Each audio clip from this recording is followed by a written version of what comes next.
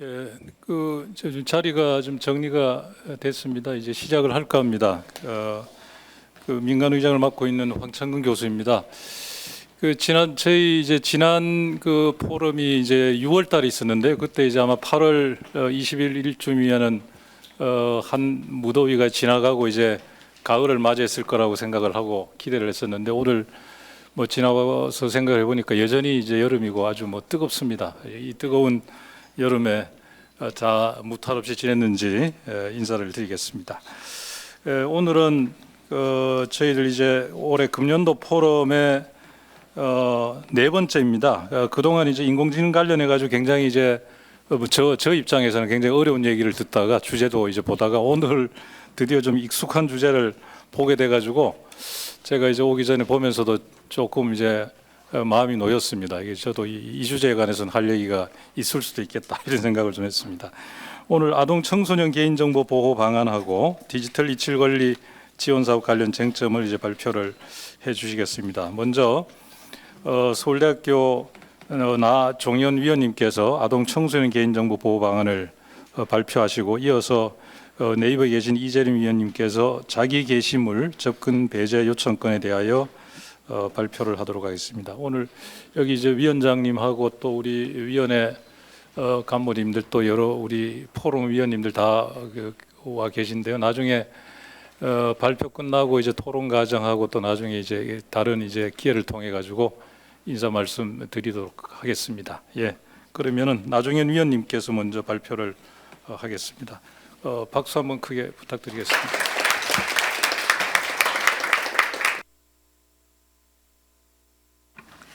네, 안녕하십니까. 아동 청소년 개인정보 보호 방안 관련 발제를 맡은 서울대학교 소비자학과 나종현입니다. 날씨도 너무 덥고 또 오늘은 태풍도 오고 너무 습하고 그래서 사실 아무도 안 오시면 어떻게 하나 조금 걱정을 하면서 왔는데 역시 개인정보 보호를 위한 위원님들의 열정을 느낄 수 있는 것 같습니다. 아동 청소년 개인정보 관련돼서 이게 이제 중요하다는 얘기는 계속 있어 왔는데 이제 논의가 점점 심화되고 이제는 정말 이제 어떻게 생각하면 악마는 디테일에 있다고 얘기를 하는데요. 이제는 구체적으로 정말 그러면은 이것을 하기 위해서 디테일하게 법조문이라든지 아니면은 그런 것들을 어떻게 조금은 구체적으로 접근할 수 있을지에 대해서 논의하는 단계가 된 것 같습니다. 그래서 오늘 전반적으로 이제 동향에 대해서 말씀드리고 연구반 지금 진행되고 있어서 그 연구반에서 고민하고 있는 내용에 대해서 간략하게 말씀드리고 또 여러 위원님들께서 좋은 의견 주시면은 그 의견 연구반으로 다시 가지고 가서 이 논의가 조금 더 심화돼서 어떠한 실질적인 법안으로 나오는 데 있어서 도움이 됐으면 하는 바람입니다.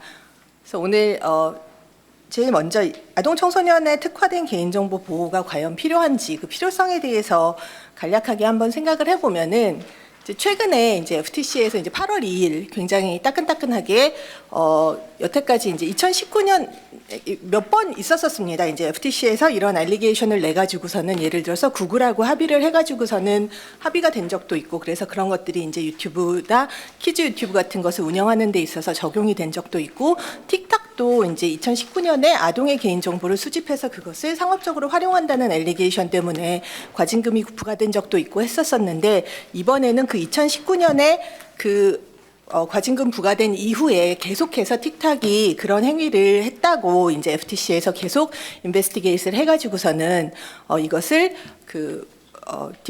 저스티스 디파트먼트에 이제 넘겨가지고 로스를 하겠다는 발표를 8월 2일에 했었습니다. 그래서 내용을 보시면은 이제 틱톡이 그 이후에도 계속 이제 13세 이하의 아동에 대해서 정보를 수집했고 그것을 상업적으로 타겟티드 마케팅을 위해서 활용을 했고 그러는 과정에 부모의 동의를 받지 않았고 약간 이 엘리게이션의 내용을 보면은 아동 청소년 개인정보 관련된 문제의 집합체라고 볼 수 있게 굉장히 많은 내용을 이 엘리게이션의 내용에 담고 있습니다.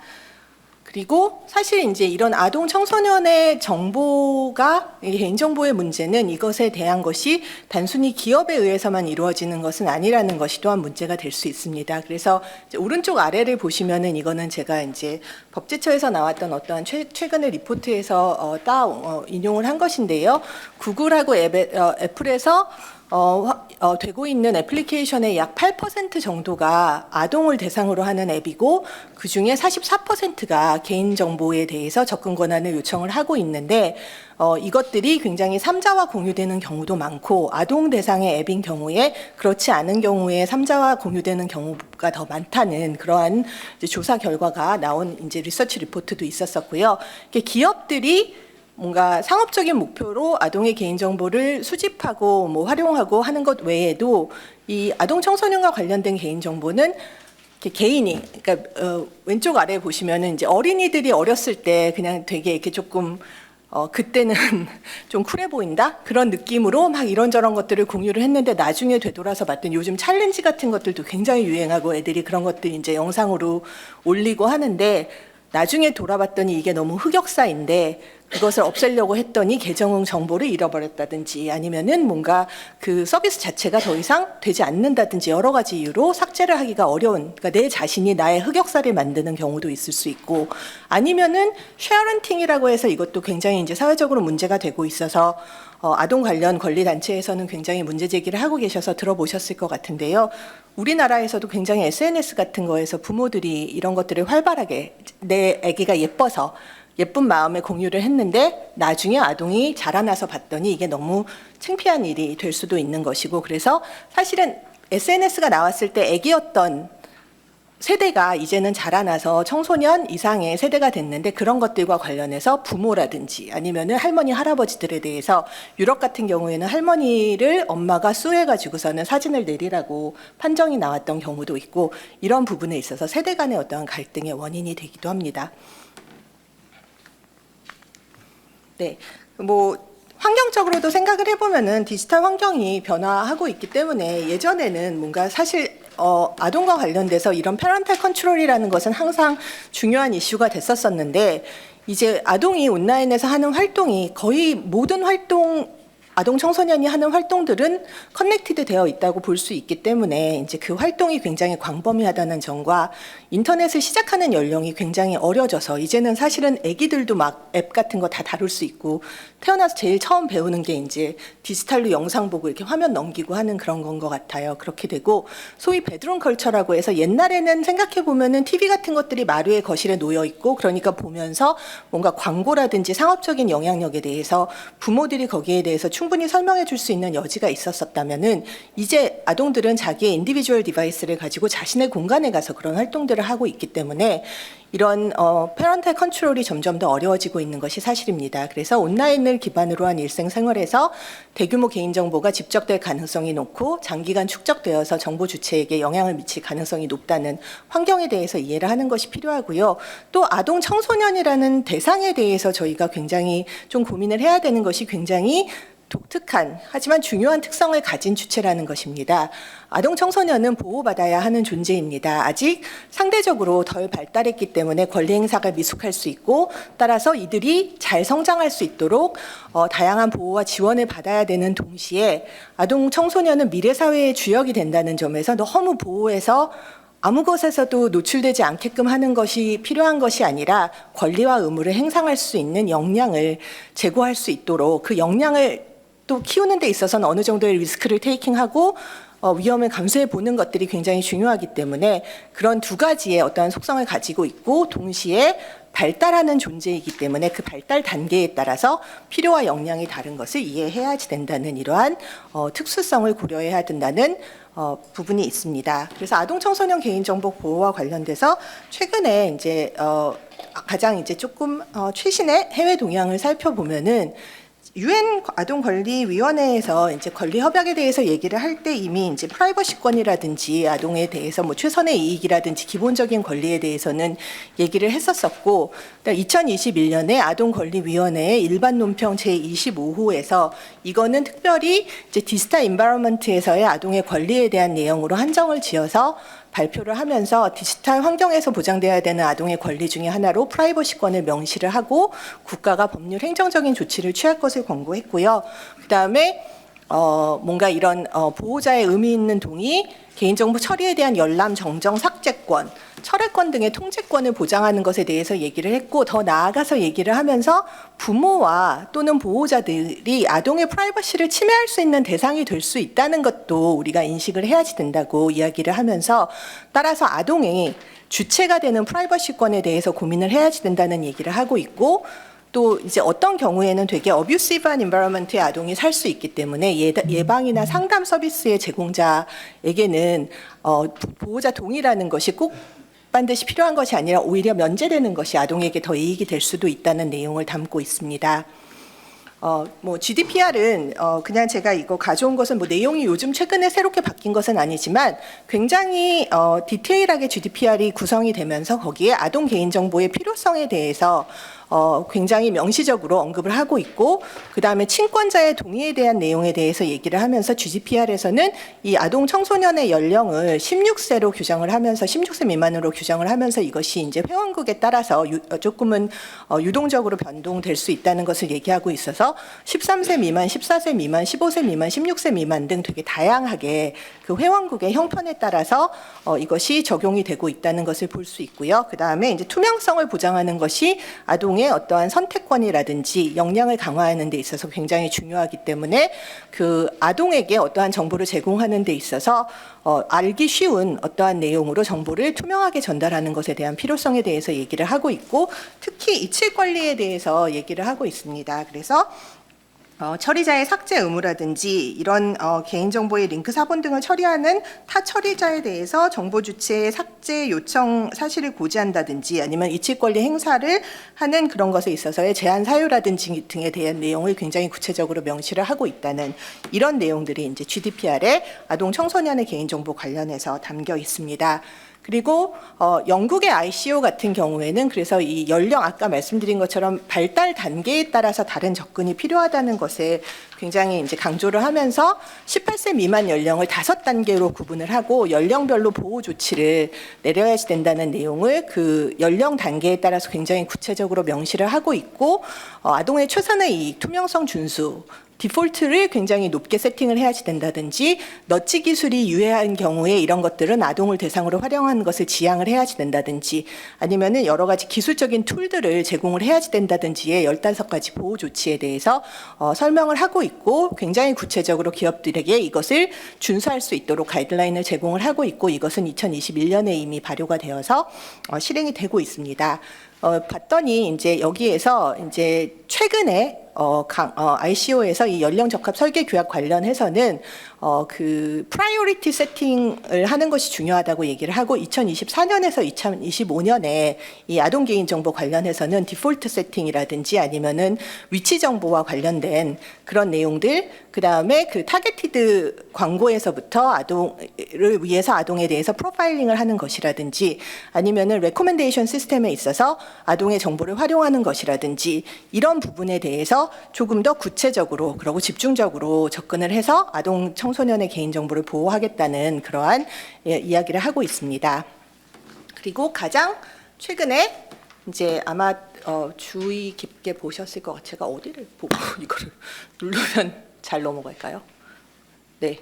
그 미국의 경우에 이제 코파법이 아까 얘기했던 뭔가 그런 이제 FTC에서 그 로스를 제기하고 하는 것에 있어서 기본이 되는 법이었었는데, 최근에 논의가 됐던 것이 2.0 버전으로 해가지고선 코파는 Children's Online Privacy Protection Act였는데 거기에 teen까지를 포함을 하는, 그래서 Children and Teens Online Privacy Protection Act라고 해가지고서는 코파법 2.0 안에 대해서 굉장히 많이 논의가 됐었고, 이제 거기에 포함이 됐던 내용들이 이제 연령을 17세까지로 확장을 하는 것과, 그 다음에 약간은 그런 이제 아동이라고 명시적으로 연령을 얘기하지 않아도 아동이라고 유추가 된다면은 거기에 대해서 이 법이 적용된다는 것을 명시를 하고 있고, 그 다음에 보호자의 권리를 예전에 이미 있었던 처리 정지권에서 삭제권 및 이칠 권리까지 추가를 하고, 자녀 개인정보의 정확성의 이의를 제공하고 수정 요구할 권리를 추가를 했다든지, 그 다음에 더 나아가서는 그 오토노머스한, 그러니까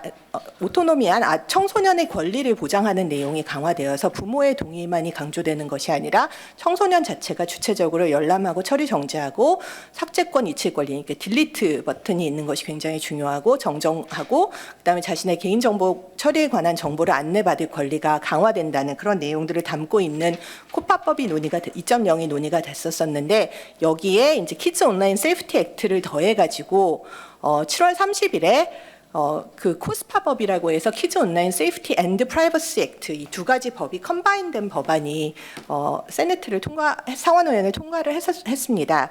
그래서 약간 뒤에서도 다시 말씀드리겠지만 임플리케이션은 사실은 아동과 관련된 내용이 개인정보 보호에만 한정이 되는 것이 아니라 아동에게 안전한 디지털 환경을 어떻게 만들 것인지에 대한 고민의 한 부분으로서 개인정보가 담기는 것이기 때문에 조금은 더 포괄적으로 접근을 하는 것이고 이거는 굉장히 세네트에서 제가 알기로는 91대 3인가 굉장히 높은 지지를 받아가지고 통과를 된 것으로 알고 있습니다.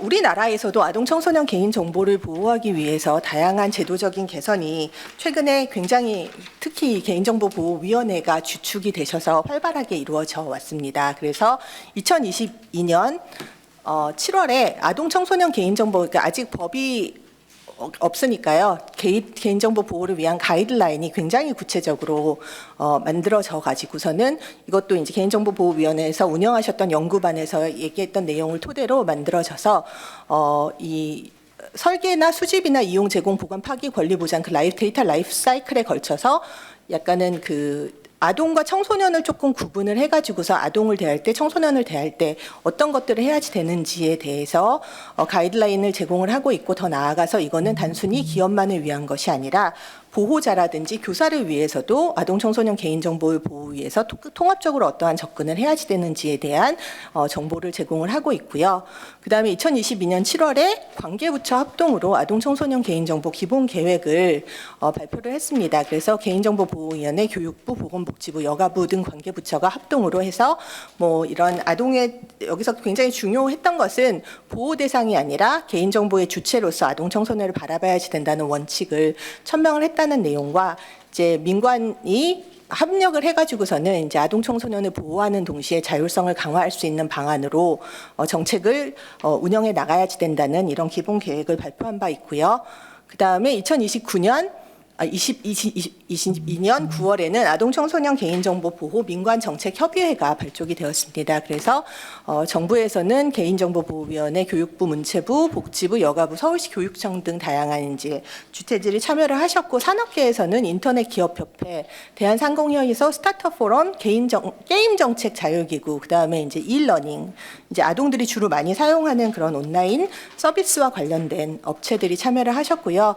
참교육 학부모회, 초록우산 어린이재단, 세이브 더 칠드런 같이 아동의 권리와 관련된 시민단체, 그 다음에 학계까지 참여를 하는 민관정책협의회가 발족되어서 아동 청소년의 온라인 개인정보를 보호하기 위한 방안에 대해서 논의를 하기 시작을 했습니다. 그리고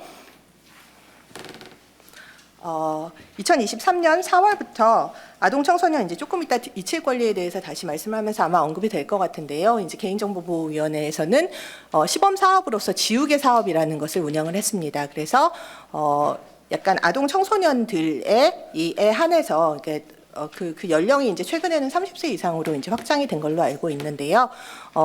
그 아동 청소년에 한해서 옛날에 내가 올렸던 나의 정보를 보다 쉽게 지울 수 있게끔 서비스를 신청할 수 있는 이러한 서비스를 시범적으로 운영을 하셨고 가장 최근에 2024년 7월까지 보면은 2만 건 이상의 건들이 여기에서 처리가 된 것으로 나타났고 보시는 것처럼 신청 때도 굉장히 어린 연령들도 많이 포함이 된 것을 보실 수 있습니다.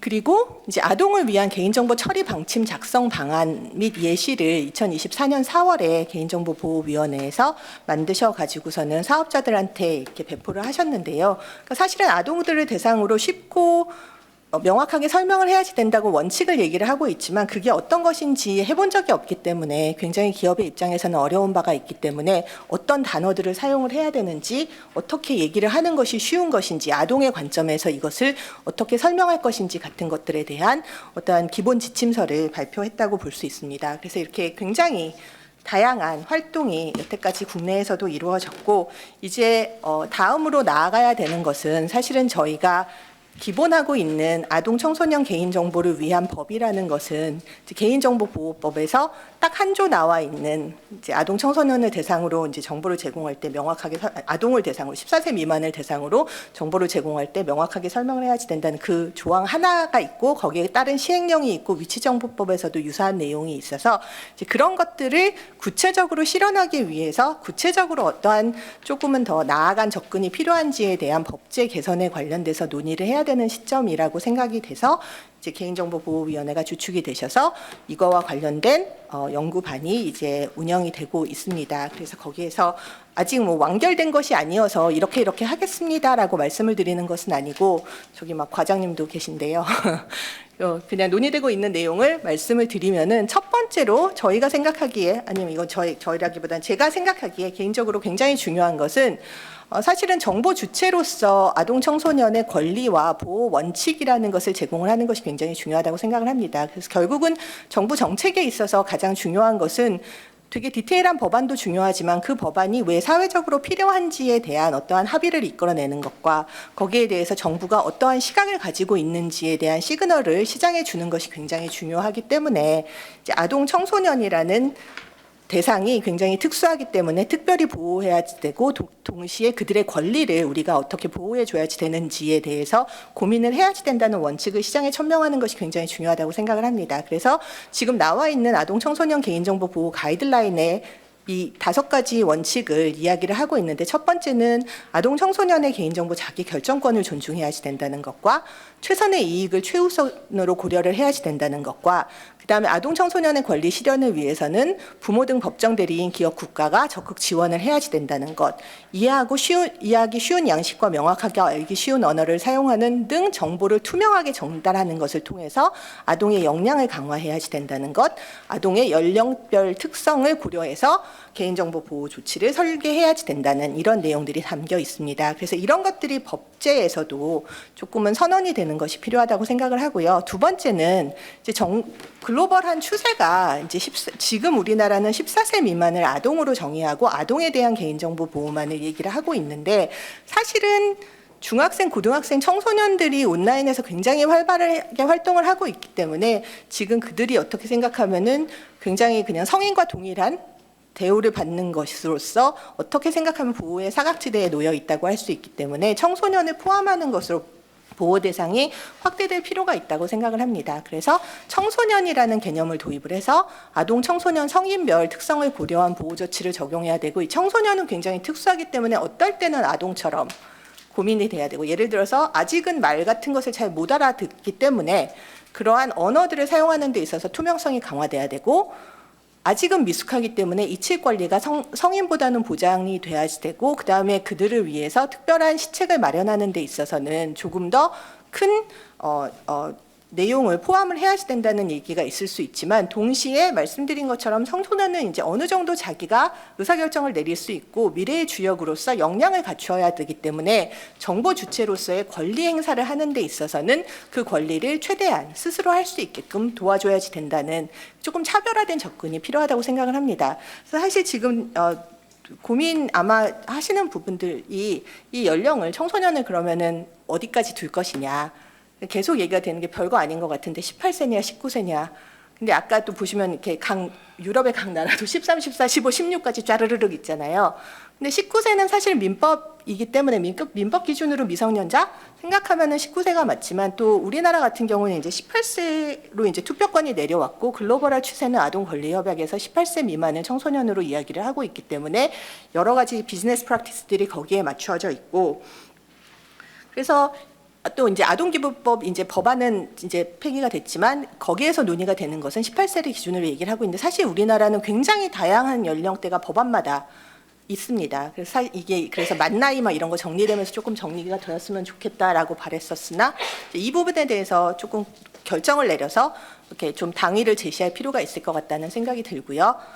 다음으로 정보 주체의 권리를 행사를 실질적으로 강화할 수 있는 방안에 대해서 고민을 할 필요가 있다고 생각을 합니다. 그래서 지금 예를 들어 38조 같은 경우에는 법정 대리인이 여러 가지 이제 권리를 행사할 수 있다고 되어 있고, 해설서에는 아동의 권리 행사는 법정 대리인이 직접 하여야 한다고 얘기를 하고 있어서 아동이 스스로 이것을 행사하는 것은 완전히 막아놓은 그런 상태인데, 생각해보면 아동이 아무 제약 없이 스스로 권리를 행사하는 것도 굉장히 과하고, 그렇다고 해서 아동은 아무것도 모르니 부모가 다 결정을 해주겠다 하는 것도 굉장히 과하기 때문에 거기에 있어서 절충안을 고민하는 것이 필요하다고 생각을 합니다. 그래서 민법 5조처럼 아동의 권리 행사를 법정 대리인 확인을 거치도록 하는데, 아동이 권리만을 얻거나 의무만을 면하는 경우에 한해서는 예외 규정을 둔다든지 하는 것에 대해서 고민할 수 있을 것 같고요.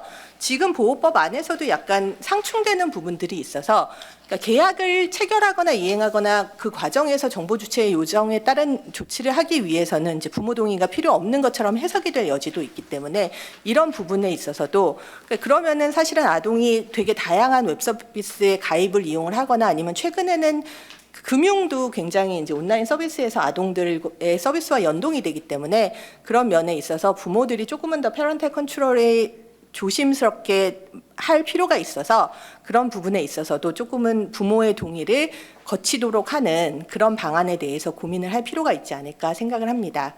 그리고 5번째로는 이제 이체 권리에 대한 내용인데요. 최근에 세이브 더 칠드런에서 한 조사를 보면은 이 아동 청소년들이 이체 권리를 보장해 주기를 굉장히 바라는 것으로 그 연구 결과가 나왔는데요. 사실 지금 이체 권리가 다른 법제에 명확하게 되어 있지 않기 때문에 아동 청소년을 대상으로 하는 이체 권리를 이제 따로 만드는 것에 대한 어려움이 조금은 있는데, 생각을 해보면은 아동 청소년의 특성을 고려한다면은 적어도 이들이 조금 더 쉽게 이체 권리를 행사할 수 있는 방안을 제공해 주는 것은 굉장히 필요하지 않을까. 그래서 그 부분에 대해서 아마 이재림 위원님께서 말씀을 해주실 것 같고요. 그 다음에 그런 것에 있어서 이제 요건을 어떻게 할지에 대해서 디테일한 고민이 필요할 것 같다는 생각이 듭니다. 그리고 더 나아가서 사실은 고민스러운 것들이 맞춤형 광고에 있어서 아동 청소년 보호를 어떻게 할 것이냐가 굉장히 적극적으로 할 것이냐, 이런 것들이 고민이 되는데, 사실은 맞춤형 광고 관련해서는 또 따로 이제 진행되고 있는 연구들이 있어서 그런 것들과 합을 이루어야 되는 부분이 있고, 그다음에 자동화된 결정도 마찬가지로 이거가 아동 청소년만을 따로 할 것인지 아니면 조금 전반적인 접근이 필요한 것인지에 대한 고민이 있고, 사실 저희가 이제 법정 대리인의 동의 제도를 실질적으로 만드는 방안에 대해서도 굉장히 열심히 고민을 하고 있는데, 사실은 이거가 또 이제 개인정보 보호와 관련된 내용뿐만이 아니라 이거는 약간 아동보호법 같은 것하고 같이 가야 되는 부분들이 있기 때문에, 이것을 또 지금 있는 법을 가지고 해결을 하는 것이 완전 불가능하냐 하면은 딱히 그런 것도 아니고, 그래서 어느 정도의 수위에서 이런 것들을 실현할 수 있을지에 대한 고민이 필요한 것 같고, 그다음에 연령 확인과 관련해서는 업계에서는 굉장한 부담을 말씀을 하시거든요. 이걸 실질적으로 확인을 하는 순간 그게 업계에 이게 좋은 일인지 나쁜 일인지, 그리고 연령은 계속 변화하는데 그건 이런 계속 따라 추적을 해야지 되는데, 그러면은 약간 아동에 대한 정보를 수집하지 말아야지 된다는 원래의 취지와는 굉장히 부딪히는 그런 부분들이 있는데, 그래서 이런 것에 있어서 실질적으로 연령을 확인을 어떻게 할 것인지, 이것을 기업의 책임으로 할 것인지 이용자의 책임으로 할 것인지, 아니면은 FTC에서 취한 그런 방안처럼 조금은 추정을 해가지고 에스티메이션에 의해서 아동이라고 추정이 되면은 보호를 하게끔 할 것인지, 이런 부분에 대해서 조금은 구체적으로 더 논의가 될 필요가 있다고 생각이 됩니다. 그래서 시간이 조금 넘었는데 빠르게 마무리를 하겠습니다. 한 3가지 정도 고민이 이제 필요한 것 같은데, 뭐 여러 가지 이제 디테일한 고민 외에 이제 아동 청소년의 개인 정보와 관련돼서 계속 고민을 해야지 되는 것이, 사실 이거가 개인정보와 관련된 내용뿐만이 아니라 아동과 관련된 내용, 그러니까 아까 본 것처럼 키즈 세이프티 같은 거, 이제 아동이라는 되게 특수한 존재에 대한 고민과 그러한 온라인상에서의 아동의 안전함이라는 것에 대한 고민과 개인정보에 대한 내용인데, 사실 개인정보에 대한 내용도 이게 일반적인 개인정보 보호일 때의 내용과 약간은 다 합을 이루어야지 되는 면이 없지 않아 있기 때문에, 그런 부분에 있어서 이러한 조화를 어떻게 가져갈 것인지가 되게 큰 고민이라는 생각이 하나가 들고요. 2번째는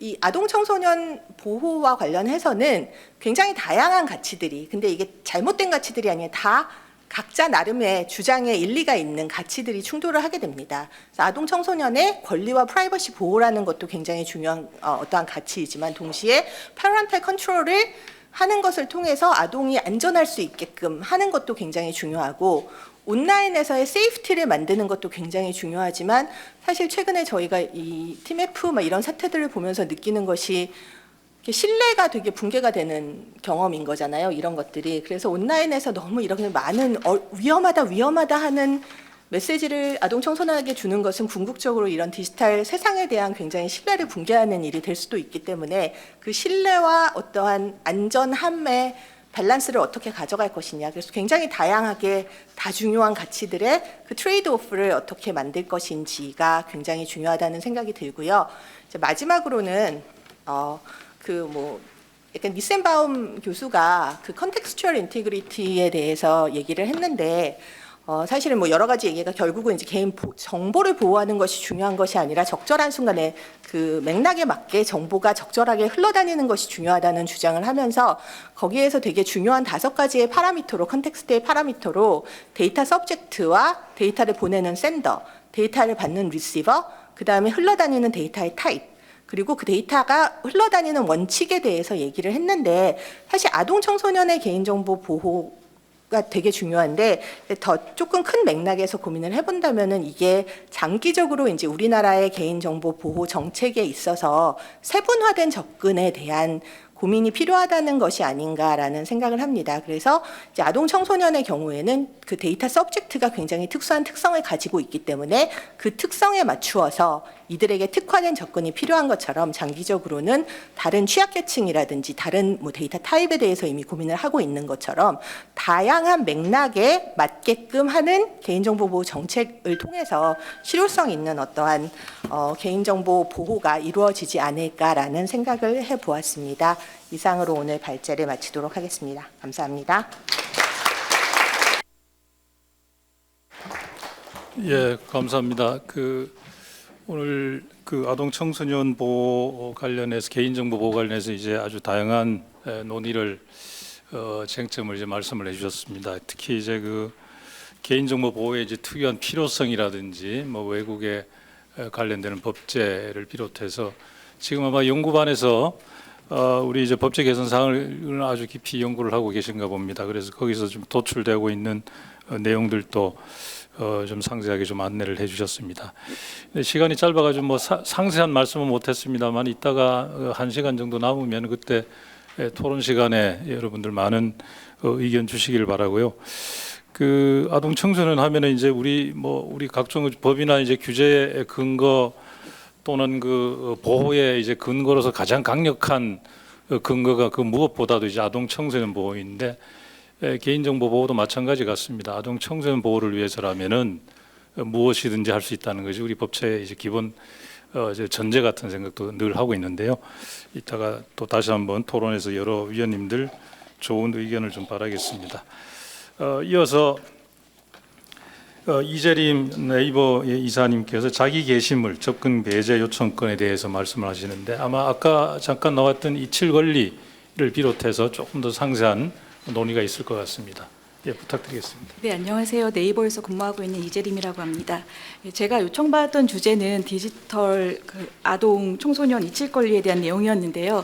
이칠 권리가 나왔던 그 근거가 자기 게시물 접근 배제 요청권 가이드라인이었고 그리고 이런 이칠 권리라든지 개인정보 삭제 요구권 같은 경우에는 모든 정보 주체한테 보장이 되는 보편적인 권리이기 때문에 일단 이 제도에 대해서 간단히 설명을 드리고 아동 청소년에 대한 부분도 같이 함께 언급하는 형식으로 진행을 하도록 하겠습니다. 목차는 넘어가도록 하겠습니다. 자기 게시물 접근 배제 요청권은 2016년 4월에 방송통신위원회에서 만들었던 가이드라인으로 시작되었습니다. 당시 EU에서 시작된 잊혀질 권리에 대한 논쟁으로 촉발이 되어서 만들어진 가이드라인이었었고요. 원래 한국어 문법상으로는 잊힐 권리가 맞는데 당시에 처음 이걸 번역하신 분이 잊혀질 권리라고 번역을 하셔서 한동안 잊혀질 권리라고 얘기가 되다가 요새는 잊힐 권리라고 불리는 것 같습니다.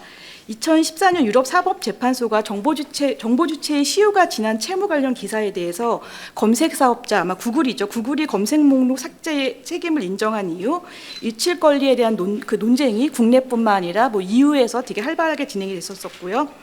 한국의 경우 당시에 제3자 게시물에 대해서는 다른 법령상 임시조치 등 여러 구제 수단이 있었지만 자기 게시물의 경우에는 회원 탈퇴 등으로 뭐 관리권을 상실했을 때에 이용자의 명백한 삭제 의사가 있음에도 구제가 곤란하기 때문에 당시 방송통신위원회에서 인터넷 자기 게시물 접근 배제 요청권 가이드라인을 만들었습니다.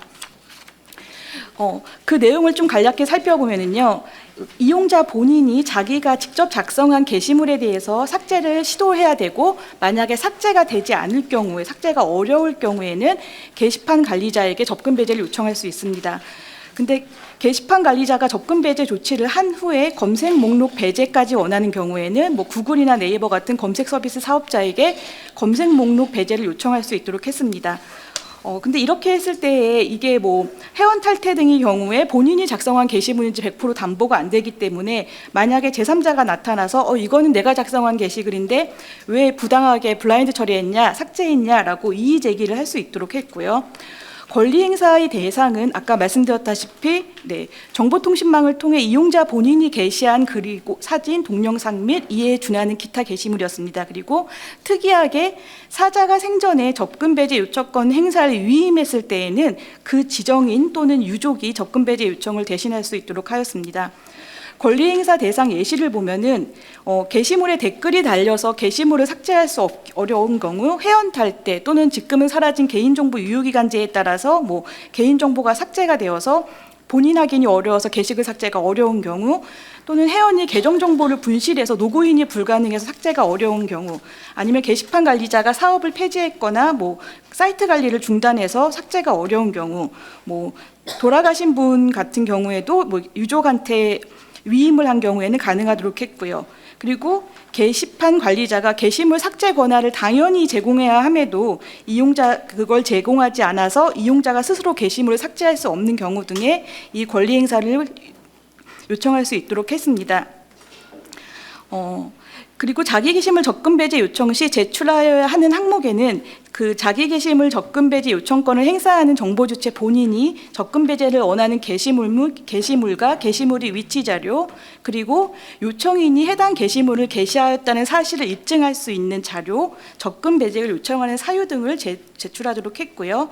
자기 게시물 판단 방법 예시로는 뭐 회원 탈퇴 등으로 개인 정보가 없는 경우에 여기 작성자의 이름이 나와 있고 게시글에 뭐 한국대학교 사회학과 뭐 몇 학번 누굽니다라고 이렇게 개인정보가 포함되어 있거나 개인정보가 포함되어 있지 않은 경우에는 이 게시물에서 사용된 아이디나 별명, IP 주소 같은 게 다른 게시글에서도 확인이 되어서 이 게시글 삭제 작성자가 맞다라고 합리적으로 좀 인정받을 수 있는 경우에 한해서 자기 게시물 판단을 하고 삭제에 응하도록 했습니다. 근데 이게 2016년도에 방통위에서 만들었던 가이드라인인데요. 2020년도에 통합개인정보보호법이 출범이 되면서 개인정보보호위원회의 가이드라인이 되었습니다. 그래서 현재도 유효한 가이드라인이고요. 네이버에서도 지금 권리보호센터를 보시면은 맨 상단 우측에 접근 배제 요청하기라는 목록을 두어서 이용자들이 이 권리를 행사할 수 있도록 인정을 하고 있습니다. 그럼 이 자기 게시물 접근 배제 요청권이 나왔던 판결이 2014년에 있었다라고 하는데 조금만 더 자세히 살펴보면은 당시 스페인 변호사 마리오 콘스테아 곤살레스라는 사람이 구글에서 자신의 이름을 검색하다가 10년 전에 자신의 집 경매 공고가 아직까지 기사로 검색되는 것을 확인했습니다. 곤살레스는 경매 절차가 이미 수년 전에 종료되었고 현재 자신의 경제 상태는 매우 양호함에도 과거 기사로 인해서 자신의 명예가 실추되었다고 주장하면서 신문사와 구글에 자신의 기사 노출을 제외해달라고 요청했습니다. 근데 신문사는 당연히 그 당시에 적법하게 게시한 기사이기 때문에 기사를 비노출할 수 없다라고 거절을 했고, 구글도 당연히 적법하게 노출된 기사에 대해서 검색으로 제공하는 거기 때문에 별다른 조치를 취하지 않았습니다. 그래서 곤살레스는 스페인 정보보호청에 청원을 제기하였고, 스페인 정보보호청에서는 신문사 기사 노출은 적법하지만 구글은 검색 결과에서 제외해야 한다는 결정을 내렸습니다. 구글은 이에 불복해서 스페인 고등법원에 다시 한번 판결을 요청하였고요. 스페인 고등법원은 EU 사법재판소에 이 결정이 적법한지 문의를 하였었고 2014년 5월 13일에 최종적으로 스페인 감독 당국이 결정이 타당하다고 결정이 내려지면서 온라인에서 잊혀질 권리가 최초로 인정된 판결로 기록이 되고 있습니다. 2014년 5월 달에 이 판결이 나오기 전에도 사실 2010년대에 전후로 해서 잊힐 권리에 대한 논쟁이 시작됐던 걸로 기억을 합니다.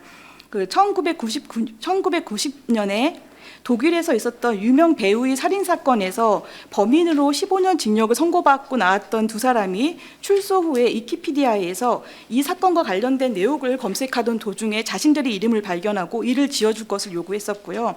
그래서 독일 법정은 2008년 1월에 이들이 손을 들어주어서 위키피디아 독일어판에서는 이름이 삭제되었지만 미국은 수정헌법 제1조의 표현의 자유를 이유로 그들이 요구를 끝내 거절하고 영어판에서는 이름이 삭제되지 않았습니다.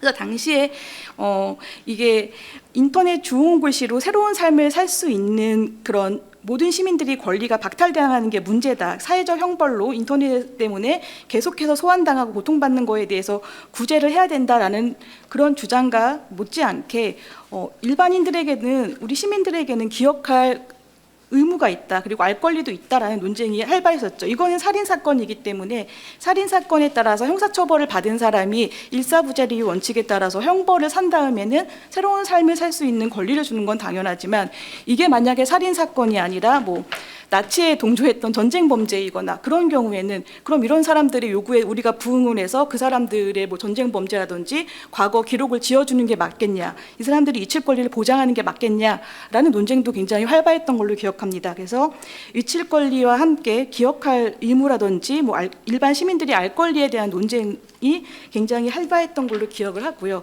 2010년을 전후해서 시작된 이 논쟁이 2014년도에 EU 사법재판소의 판결로 최초로 이제 기록이 되면서 논쟁이 폭발적으로 있었지만 2016년도 5월에 제정돼서 2018년도 5월에 시행된 EU GDPR 제17조를 보면은 실질적으로 그럼 이게 우리 개인정보보호법상 개인정보 삭제권과 어떤 다른 부분이 있냐에 대한 좀 퀘스천이 조금 있는 부분이 있습니다. 아마도 그 EU GDPR 이전에 1995년도 개인정보보호 지침에서는 삭제권에 대해서 조금 보편적으로 잘 기재되어 있지 않았기 때문에 이런 삭제권에 대해서 조금 더 활발한 논쟁이 발생했고 이게 EU GDPR이 2016년도에 삭제권으로 들어왔는데 아무래도 우리나라는 처음부터 개인정보 삭제 요구권에 대해서 워낙에 잘 이렇게 법이 제정이 되었었기 때문에 실질적으로 결과를 까보니까 EU GDPR과 우리나라의 개인정보 삭제 요구권이 큰 차이가 없는 게 아니냐라는 조금 그런 의견도 당시에 있었었고요. 네. 그래서 아마 당시에 2016년에 방통위에서도 그거를 조금 더 구체적으로 법제화하기보다는 자기 게시물에 한정해서 접근 배제를 요청할 수 있는 권리로 조금 제한해서 가이드라인을 만들지 않았나 싶습니다. 그리고 지우개 서비스라고 해서 2023년도 4월에 개인정보보호위원회에서 사업을 시작을 했습니다. 여기 보면은 개인정보보호위원회의 지우개 서비스도 자기 게시물 접근 배제 요청권을 기반으로 하는 사업임을 지금 홈페이지에서 확인할 수 있었습니다. 지우개 서비스는 자기가 직접 작성한 게시물에 대해서만 게시물이 삭제 또는 검색되지 않도록 도와주고 있다라고 안내되어 있고요. 다른 사람이 올린 게시물에 대한 신청인 경우에는 어떻게 조치를 할 수 있는지 상담이 제공된다고 하고 안내되어 있습니다. 아무래도 그 정보통신망법상의 임시조치 같은 거를 같이 안내해주고 있는 걸로 생각이 됩니다. 그리고 올해 1월 개인정보보호위원회에서는 지우개 서비스 지원 대상을 확대해서 작년까지는 24세 이하만 신청할 수 있었는데 올해는 30세 미만이 신청할 수 있고 18세 미만에서 19세 미만까지 신청할 수 있도록 그거를 허용해주고 있습니다. 신청 연령이 왜 그러면 아동 청소년이 아니고 24세 이하에서 30세 미만으로 확대되었냐 이렇게 많을까 했을 때에 아동 청소년 시절에는 이게 개인정보가 중요한지 잘 모르고 있다가 대학을 가서 또는 사회에 나와서 이거 내가 고등학교 때 잘못 올렸구나 아차 싶어가지고는 지우려고 하는 사람들이 있기 때문에 이렇게 조금 신청 연령을 30세 미만으로 확대해서 보장해주고 있는 걸로 알고 있습니다. 그리고 뭐 개인정보가 포함된 게시물이 뭔지 모르겠어요라고 했을 때 뭐 개인정보를 포함하고 있는 게시물을 말한다라고 설명이 되어 있는 것을 볼 수 있습니다. 네이버에 접수되고 있는 지우개 서비스 게시물 예시가 뭐가 있나 이번에 발표 준비를 좀 찾아봤습니다. 주로 카페 게시글과 지식인 서비스에서 접수가 되고 있었는데요. 카페는 회원 탈퇴 후에 게시물 삭제가 불가능해서 삭제 요청하는 경우가 있었고, 지식인은 정책상 답변이 달리면 이후에 질문 삭제가 불가능합니다. 지식인은 잘 아시고 계시겠지만 우리나라에서 인터넷 서비스 초기에 한글로 아무리 검색을 해도 양질이 좋은 검색 컨텐츠를 찾을 수가 없는데 그 이유가 뭐냐 했을 때에 영어로 된 웹페이지, 웹 텍스트는 정말 좋은 게 많은데 한글로 된 웹페이지는 좋은 게 없기 때문에 찾을 수가 없는 상황에서 그러면은 아무리 검색 그 엔진이 있어도 좋은 한글로 된 좋은 텍스트가 없다면은 사람들이 정보를 찾을 수가 없다 싶어서 나왔던 서비스입니다. 그 배경도 있고 답변을 단 사람들의 저작권도 보호해야 되고 답변을 열심히 뭐 한 페이지, 두 페이지, 세 페이지 달았는데 질문을 한 사람이 삭제를 해서 그 게시물이 통째로 삭제가 된다고 하면은 같이 인터넷상에서의 정보를 공유하고 생산하는 데 일조했던 답변 작성자들의 노력도 물거품이 되는 거기 때문에 질문을 작성하려고 할 때 질문 본문에 노출을 해줍니다. 답변이 달리면은 질문을 삭제할 수 없다고요. 그리고 만약에 질문이 답변이 달린 다음에도 이용자가 원한다고 하면은 자기 내공을 사용해서 내공이라고 하면은 지식인 서비스를 이용하면서 받을 수 있는 그런 뭐 포인트 같은 겁니다. 내공을 사용해서 한 달에 한 3개 정도는 게시글을 비공개 처리할 수 있는 기능을 제공해주고 있습니다. 네, 약간 삼천포로 빠졌던 내용이었고요. 여기 그럼 지식인 서비스를 보면은 개인정보 보호 노출로 뭐 내용이 지금 삭제되었다라고 나왔는데 아래 답변은 삭제가 안 됐죠. 삭제되지 않은 답변을 살펴보면은 안녕하세요, 장명가입니다. 지금 쓰고 계신 찬현이라는 이름이 좋은 이름이며 길수는 전혀 좋은 이름이 아닙니다라고 되어 있습니다. 그래서 아마 이름이 장명학상 뭐 좋은 이름이 맞냐라고 질문을 한 걸로 보입니다. 그 옆에는 인 아웃라인이요 법눈입니다 라고 했는데 아마 자기 얼굴을 이렇게 찍어서 올리면서 내 쌍꺼풀이 어떤 라인이냐, 뭐 내 눈이 뭐 간사학적으로 어떤 눈이냐라고 질문을 한 걸로 보입니다. 이런 경우 지우개 서비스로 들어오면은 삭제를 해주고 있습니다. 그래서 제 개인적으로는 분명히 질문을 작성을 할 때에 이게 답변이 달리면 삭제가 불가능하다라고 안내를 하고 있고, 그 서비스의 정책임에도 이거를 삭제를 해주는 게 맞나라고 고민이 되는 좀 지점이 있기는 합니다.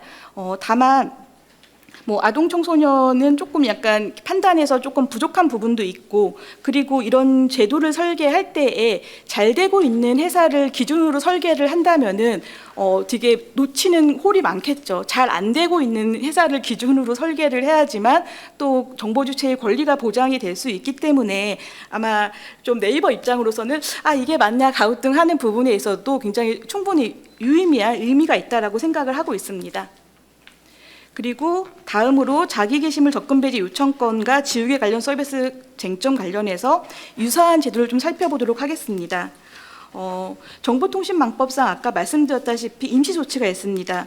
정보통신망법상 사생활 침해나 명예훼손 등 타인의 권리가 침해된 경우 그 침해를 받은 자는 정보통신 서비스 제공자에게 게시물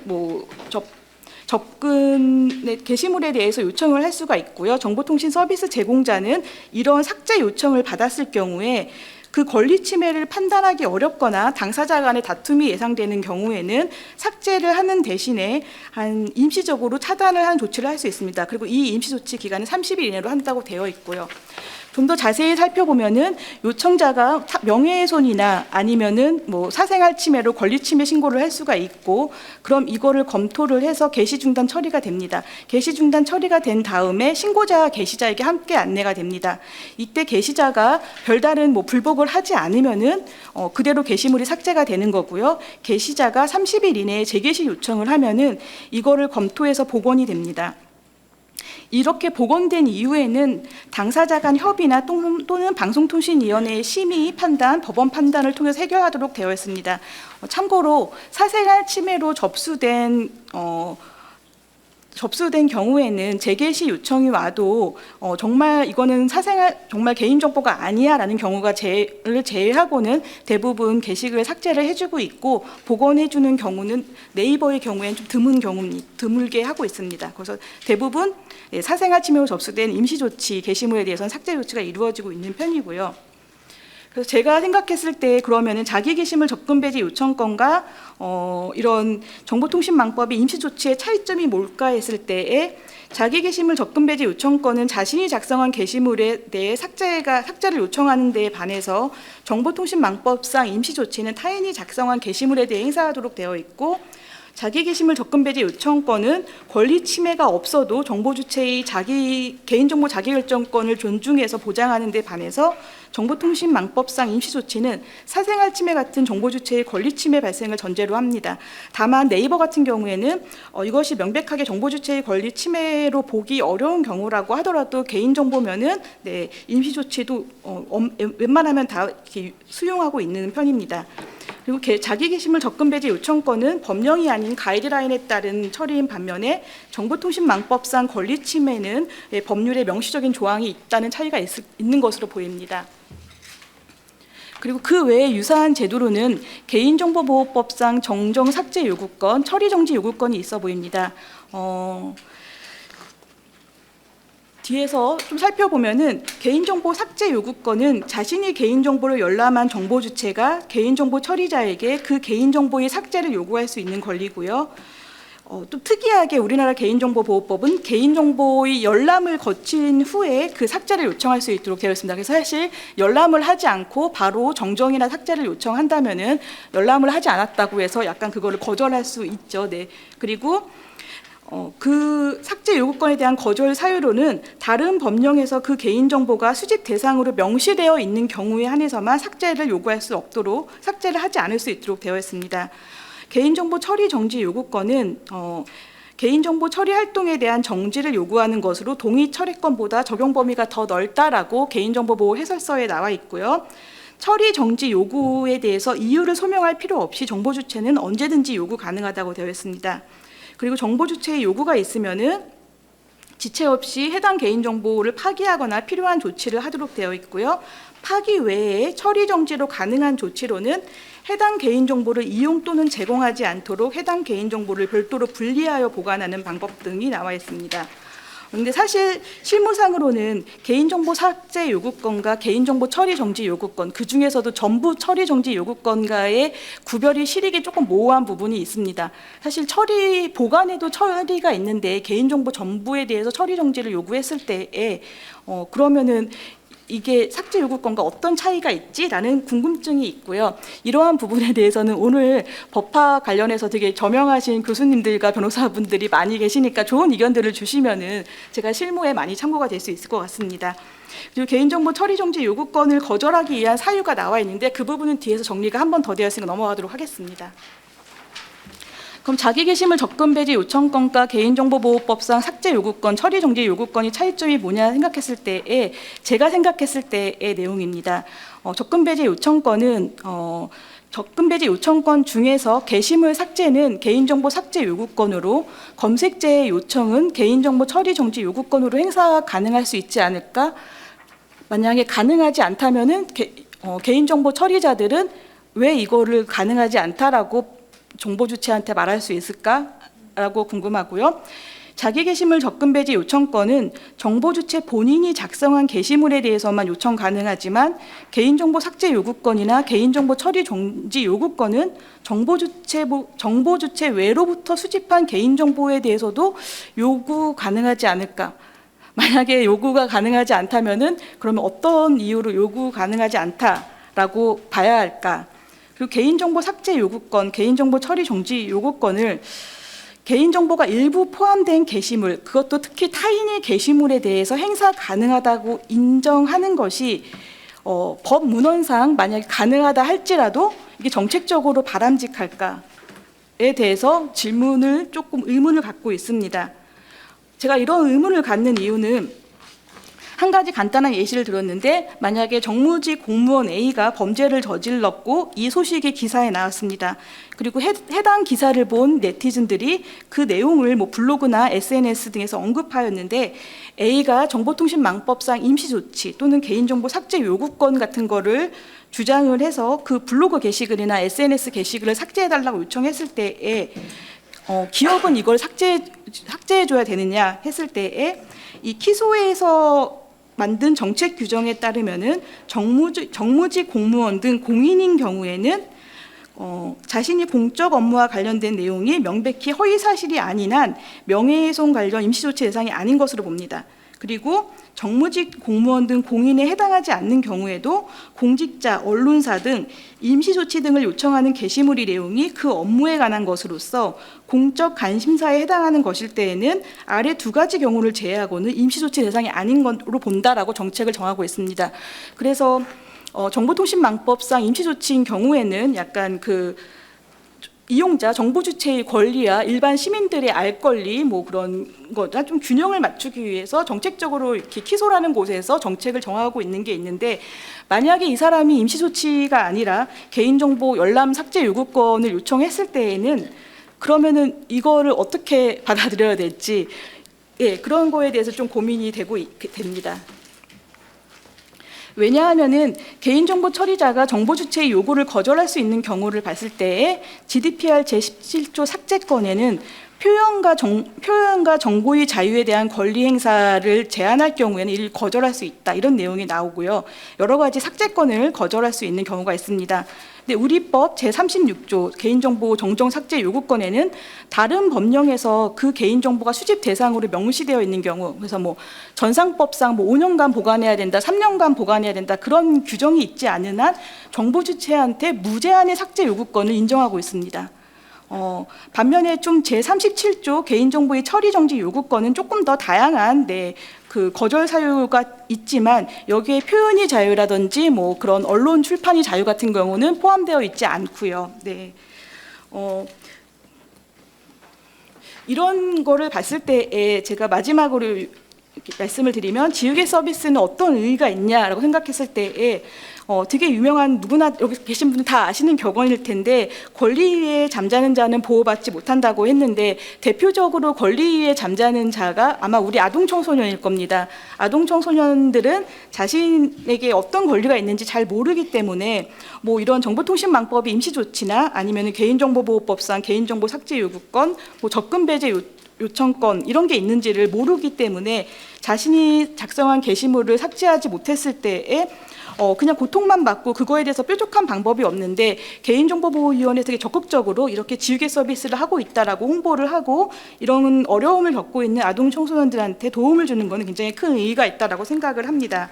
다만 아동 청소년 대상에 잊혀질 권리를 법제화한다면은 다른 유사한 제도 아까 말씀드렸다시피 정보통신망법상의 임시조치나 개인정보보호법상의 삭제 요구권, 처리 정지 요구권과의 비교 분석이 선행되어야 하지 않을까 생각합니다. 왜냐하면은 아까 이전에 설명드린 것처럼 뭐 GDPR 같은 경우에도 표현의 자유라든지 그런 경우랑 조금 충돌이 발생할 때에는 그런 삭제권에 대한 제한을 할 수 있는 내용이 있는데 우리나라 개인정보보호법에 대한 삭제 요구권에 대해서는 무한대의 권리를 보장하고 있는 상황에서 자꾸 이렇게 기존의 제도가 혹시 조금 너무 다른 권리를 보장하지 못하는 측면이 있는 부분에 대해서 놓치고 새로운 권리를 계속 만들어가는 것보다는 앞서 다른 제도와의 조금 더 촘촘한 비교 분석을 통해서 놓치고 있는 권리 보장이 있다면 그 권리를 보장하되 조금 과도한 부분이 있다면 어떻게 하면 다른 권리와의 조화를 이룰 수 있는지에 대해서도 고민이 필요하지 않을까 합니다. 네, 이상으로 마치겠습니다. 예, 감사합니다.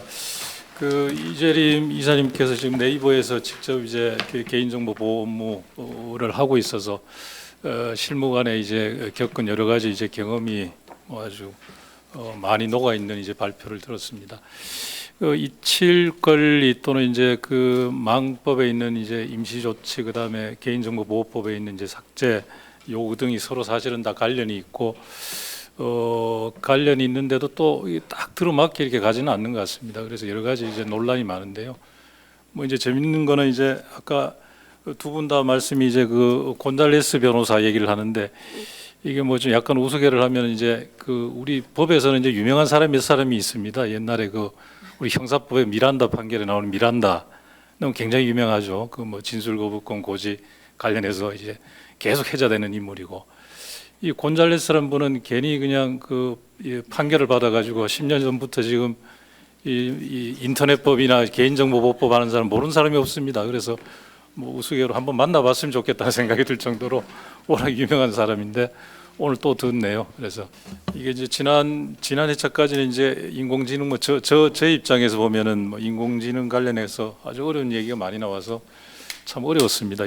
접근하기 어려웠는데 오늘 아마 여기 법을 하는 분들이 많은데 조금 더 지난번보다는 좀 수월하지 않았을까 이런 생각이 들어서 아마 치열한 좀 논의가 있지 않을까 이렇게 생각이 듭니다. 예. 또 뭐 두 분 발표하신 분이 워낙 뭐 이 분야를 오랫동안 연구하셔가지고 뭐 전혀 아마 두렵지 않을 겁니다. 자 그러면은 이어서 이제 토론 뭐 시간을 갖도록 하겠습니다. 여러 위원님들 또 그다음에 위원회에서 오신 이제 우리 그 간부님들 뭐 하여튼 주저하지 마시고 뭐 하여튼 토론에 임해 주시기 바랍니다. 먼저 첫 타자로 누가 말씀하실까요? 우리 그러면 박민철 변호사님 한 말씀. 아니 저 방송을 잘하시는 분이니까 한 말씀 좀. 네. 개인정보 전문가이면서 최근 부부관계에 프라이버시까지 업무를 확대하고 있는 박민철 변호사입니다. 그 두 개 오늘 주제가 두 개였는데요. 뭐 들으면서 이제 정리가 좀 많이 됐다는 말씀 드리고요.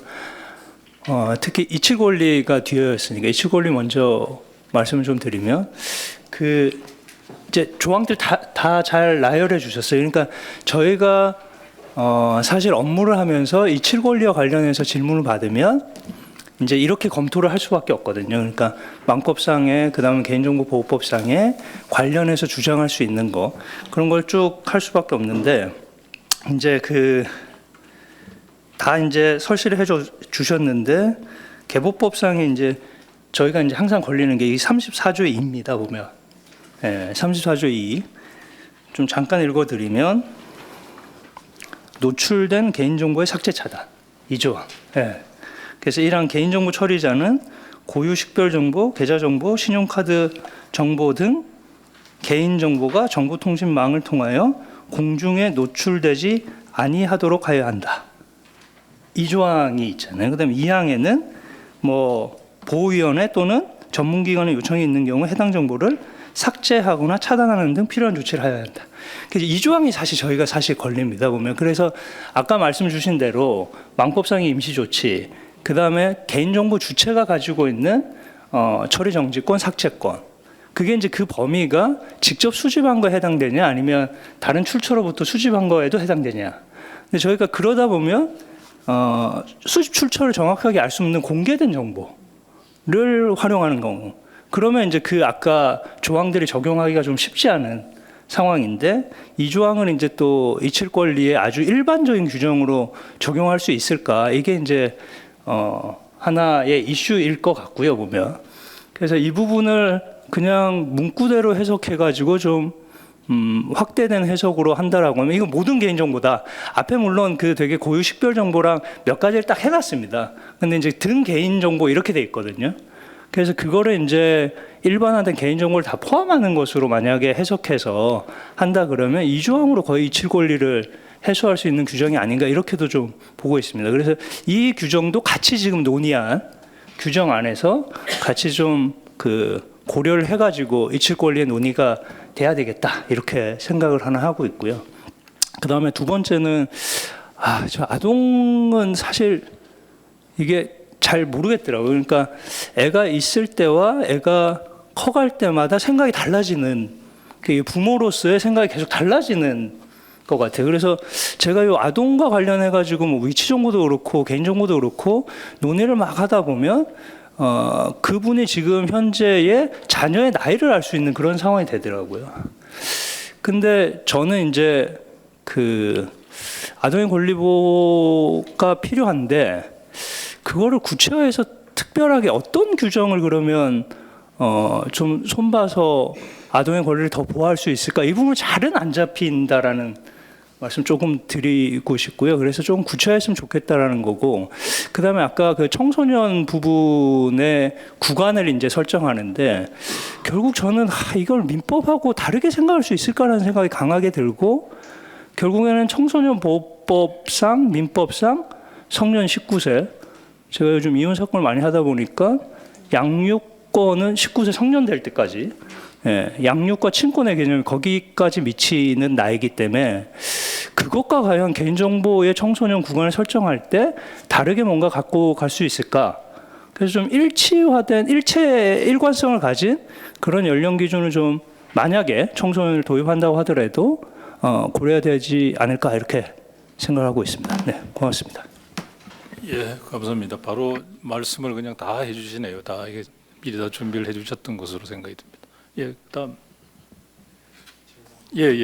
남영준 의원님. 예. 저는 계속 이거 개인정보위원회 이제 미래 포럼 들으면서 늘 도서관계에 있습니다. 저는요. 그래서 근데 늘 걱정하는 게 뭐냐면 개인정보보호위원회랑 좀 다른 갈래를 저희들은 늘 타고 있어서 저희들은 어떻게 했냐면은 퍼블리시된 자료들에 대한 요약 서비스를 도서관 사서들이 주로 하고 있습니다. 그렇기 때문에 퍼블리시된 것들은 솔직히 걱정되는 게 어떤 거냐면 저희들은 굉장히 오래된 자료들 다 갖고 있거든요. 그러니까 아까 스페인에서 너 구글에서는 하지 마라.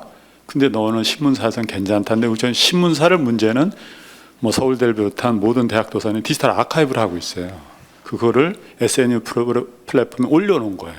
구글이 아니라. 그러니까 이미 그렇게 돼가지고 있는데 구글의 문제가 아니라 도서관에서는 요약된 서비스를 제공하고 있는데 좀 개인정보원에 좀 펄쩍 뛸려지만 이미 개인정보의 주민등록번호와 주소마저도 퍼블리시된 정보를 우리는 갖고 있는 거예요. 도서관에서는요. 근데 누군가 서비스를 요청했을 때 저희들은 그 요약된 서비스를 주는 게 이게 법에 걸리는 건가? 여기 와서 제가 몇 년간 제가 들으면서 하는 게, 근데 저희들의 고유 업무는 있는 자료를 요약해서 제공하는 거니까 요청하면. 그래서 아까 그냥 잊혀질 권리라는 건 도서관계에서는 거의 잊힐 권리는 불가능하다. 왜냐하면 심지어는 개인정보보호위원회 아니지만 오늘 좀 더우니까 짜릿한 얘기를 해드리면 저희들이 갖고 있는 자료 중에서는 공산당원 이제 가입증명서라는 게 있어요. 그게 이제 아카이빙이 돼 있고, 그리고 거기에 보면은 누가 추천했다. 반드시 공산당 추천을 2명을 해야 되더라고요. 그러니까 그게 이제 다 적혀 있는, 개인 죽었지만 적혀 있는 게 저희들 도서관에 잔뜩 들어 있는 거예요. 그것도 국가기관에. 그랬을 때 누가 요청을 하면 저희들은 당연히 제공해 주는 거니까. 그러니까 이제 그때는 이제 사자 명예훼손으로 갈 수밖에 없지만 이제 그런 것들처럼 도서관에서는 요약된 서비스를 제공하고 있는데 이 논의가 왜 자꾸만 구글에서만 얘기를 하지? 이미 서울대부터 제주대까지 다 하고 있는 서비스인데 거기는 통제가 안 되는 영역에 들어있는데 그럼 도서관은 잘못된 건가라는 거에 계속 혼란스럽게 제가 1년을 쳐다보고 있는 거거든요. 왜 그러냐면은 주로 저희 도서관계에서 이제 부흥기를 맞은 게 AI 학습용 데이터라는 걸 국가가 엄청난 돈을 들여서 지원해주고 있는데 저희 도서관에 있는 데이터를 다 넘겨주는 거거든요. 디지털 돼 있으니까.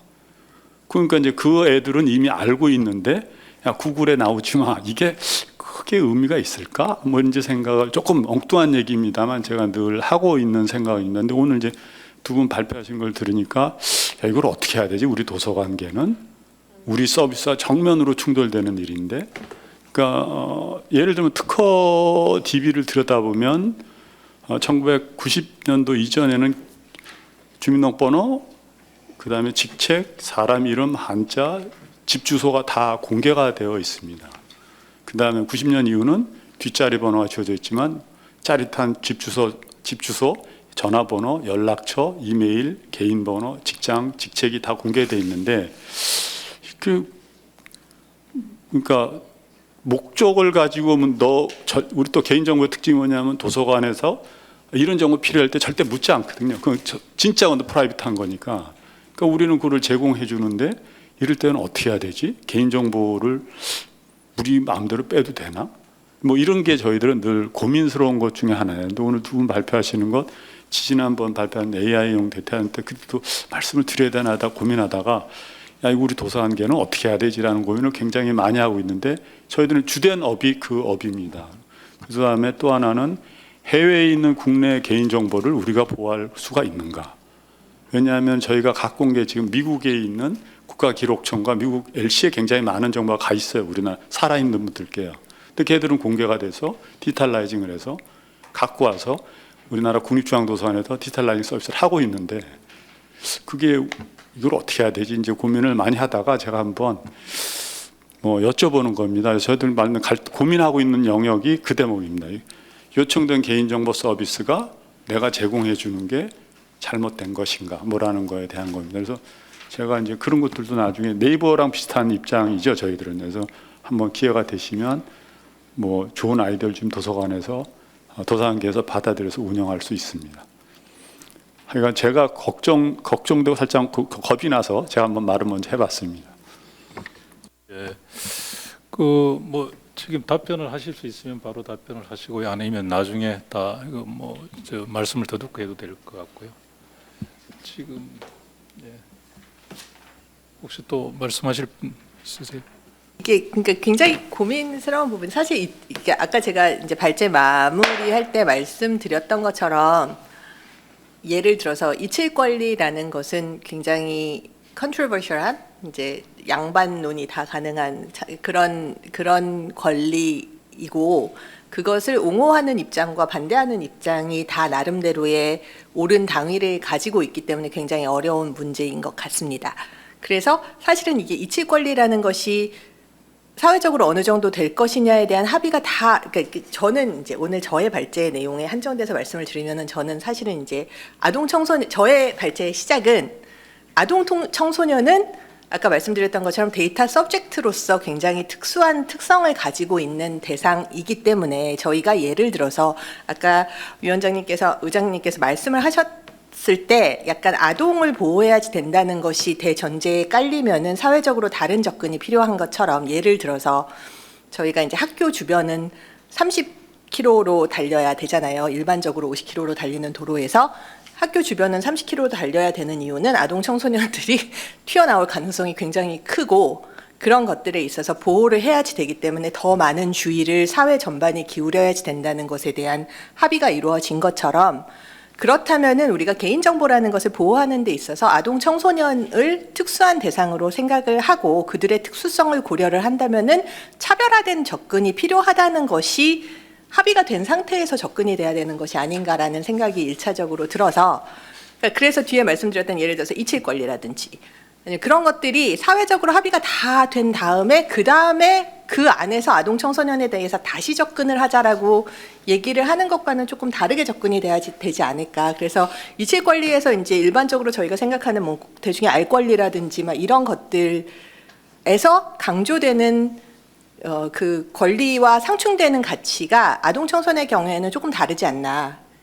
아동 청소년을 보호하는 데서 얻을 수 있는 이익이 이런 정보를 막 다 킵하는 데서 얻을 수 있는 사회적인 어떠한 공익보다는 더 크다고 생각이 되기 때문에 차별화된 접근이 필요하지 않나. 그러니까 이제 아동 청소년에 한해서는 조금 다르게 우리가 한번 생각을 해보자라는 것이 가능하지 않을까라는 문제를 제기를 드리고 이제 박 변호사님 말씀하신 것 중에서 이 18세, 19세는 정말 forever 너무 어려운 이건 정말 이것도 역시 또 어느 분야에서 어떻게 생각을 하시느냐에 따라서 너무나 다를 수 있는 근데 요즘 또 막 또 하면은 되게 다른 법에서 생각을 하면은 막 이렇게 막 24세까지 해야지 왜 19세냐 또 얘기가 나올 수 있고 굉장히 다르기 때문에 어려운데 그러니까 그게 되게 다른 것 같아요. 그러니까 보호를 해야지 된다는 민법적인 어떠한 시각에서 생각을 하면은 19세가 되는 것이 맞는데 결정권의 관점에서 접근을 하면은 권리를 행사하는 데 있어서 18세부터 투표를 할 수 있으면 내 개인정보를 어떻게 사용할지에 대한 결정을 꼭 반드시 1년을 더 기다려야 되느냐라는 관점도 있을 수 있는 것 같아서 이거는 사실은 그 상충되는 다양한 가치들 중에서 어쨌든 의사결정은 내려야 되는 거고 의사결정을 내린 다음에는 그 당위를 조금 잘 소통을 하는 것이 굉장히 중요하지 않을까라는 생각이 개인적으로는 들었습니다. 예, 나 교수님, 예, 그 답변 이제 청소년 보호 관련해서 이제 하셨고요. 그 이칠 권리도 좀 말씀하셨습니다. 혹시 이재림 위원님께서 요 이칠 권리 관련해서 남 위원님 질문 한번. 네네.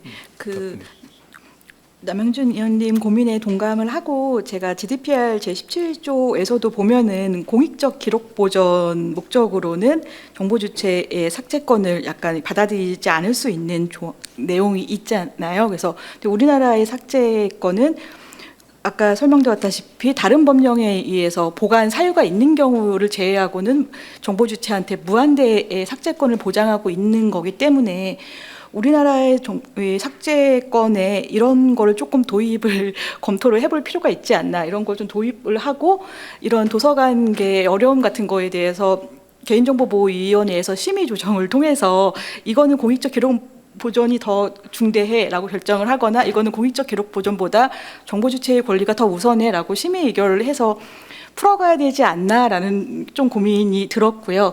그리고 박민철 변호사님께서 말씀해주신 제34조의 2에 대해서도 아마 정보통신망법에 있던 내용이 개인정보보호법에 들어온 걸로 알고 있는데, 법이 만들어질 때는 당연히 그 당시에 히스토리가 있어서 그냥 합리적인 법이었는데 시간이 지나면 문헌으로만 해석을 하다 보니까 이런 고민이 있는 것 같아요.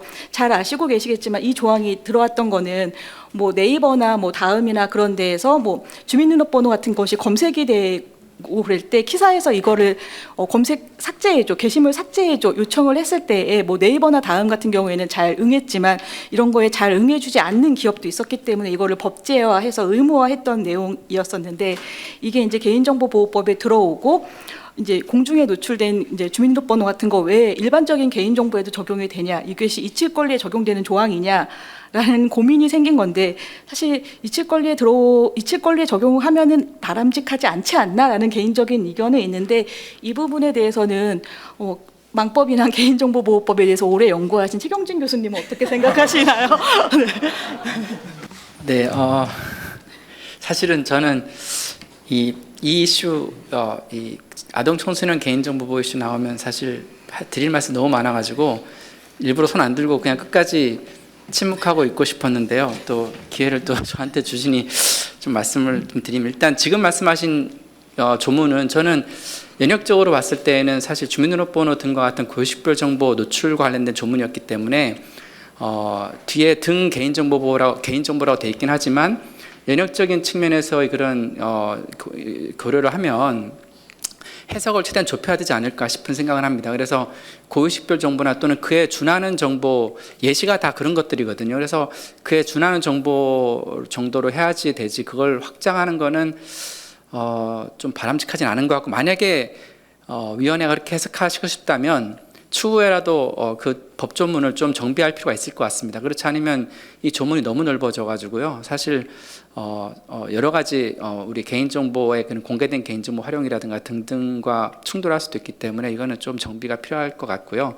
그 다음에 이제 아동 청소년 쪽으로 오면 사실 개인정보 하면서 많은 분들이 이 개인정보에 대한 권리를 자기결정권과 연계시키면서 그냥 직접 연결시키면서 어떤 권리보다 최고에 있다라고 생각을 하시는 것 같은데, 실은 물론 이제 헌법상 기본권으로서의 자기결정권도 있을 수 있지만 기본적으로 일반적인 개인정보에 대해서는 저는 실제법상의 개인정보 보호에 따른 거는 일반 개인정보권이라고 봐지고, 그 중에 실제로 이제 정부 국가와의 관계에서의 그런 기본권으로 효력이 있는 영역은 있는 거고, 일반적으로는 개인정보보호법 중심으로 좀 봐야 된다고 생각을 하거든요. 그래서 무조건 아동 청소년이기 때문에 개인정보에 대한 최고의 권리로서의 개인정보 자기결정권이 우선한다라고 보는 거는 저는 바람직한 것은 아닌 것 같고요. 특히나 사실 실무적으로 봤을 때 아동 청소년의 개인정보 보호를 강조하는 건 좋은데요. 특히나 문제가 되는 건 아동이 아닌 미성년자입니다. 아시다시피 이제 14세 이상의 19세 미만자 같은 경우에 아동에게 독자적인 개인정보권을 다 인정한다고 치더라도 결정적으로 사실 민법상의 친권이라는 거는 사실 엄청난 권리거든요. 민법상 친권은 이 자녀의 신분에 대한 결정권이 있거든요. 그러다 보니까 다양한 그런 친권까지도 친족법상의 권리까지도 행사할 수 있는 권리이기 때문에 그것이 개인정보에 대한 권리보다 후위에 있다라고 저는 볼 수 없을 것 같습니다. 그래서 충돌하게 되면 예를 들면 계약 체결했는데 계약 체결한 다음에 청소년이 아동이 아닌 청소년 미성년자가 계약 체결했는데 부모가 보니까 이건 아닌 것 같아요. 그러면 계약 취소할 수 있거든요. 그런데 거기에다가 아동이 나는 개인정보 처리하고 싶지 않다, 동의 처리하고 싶지 않다라고 버텼을 경우에 과연 의미가 있을까?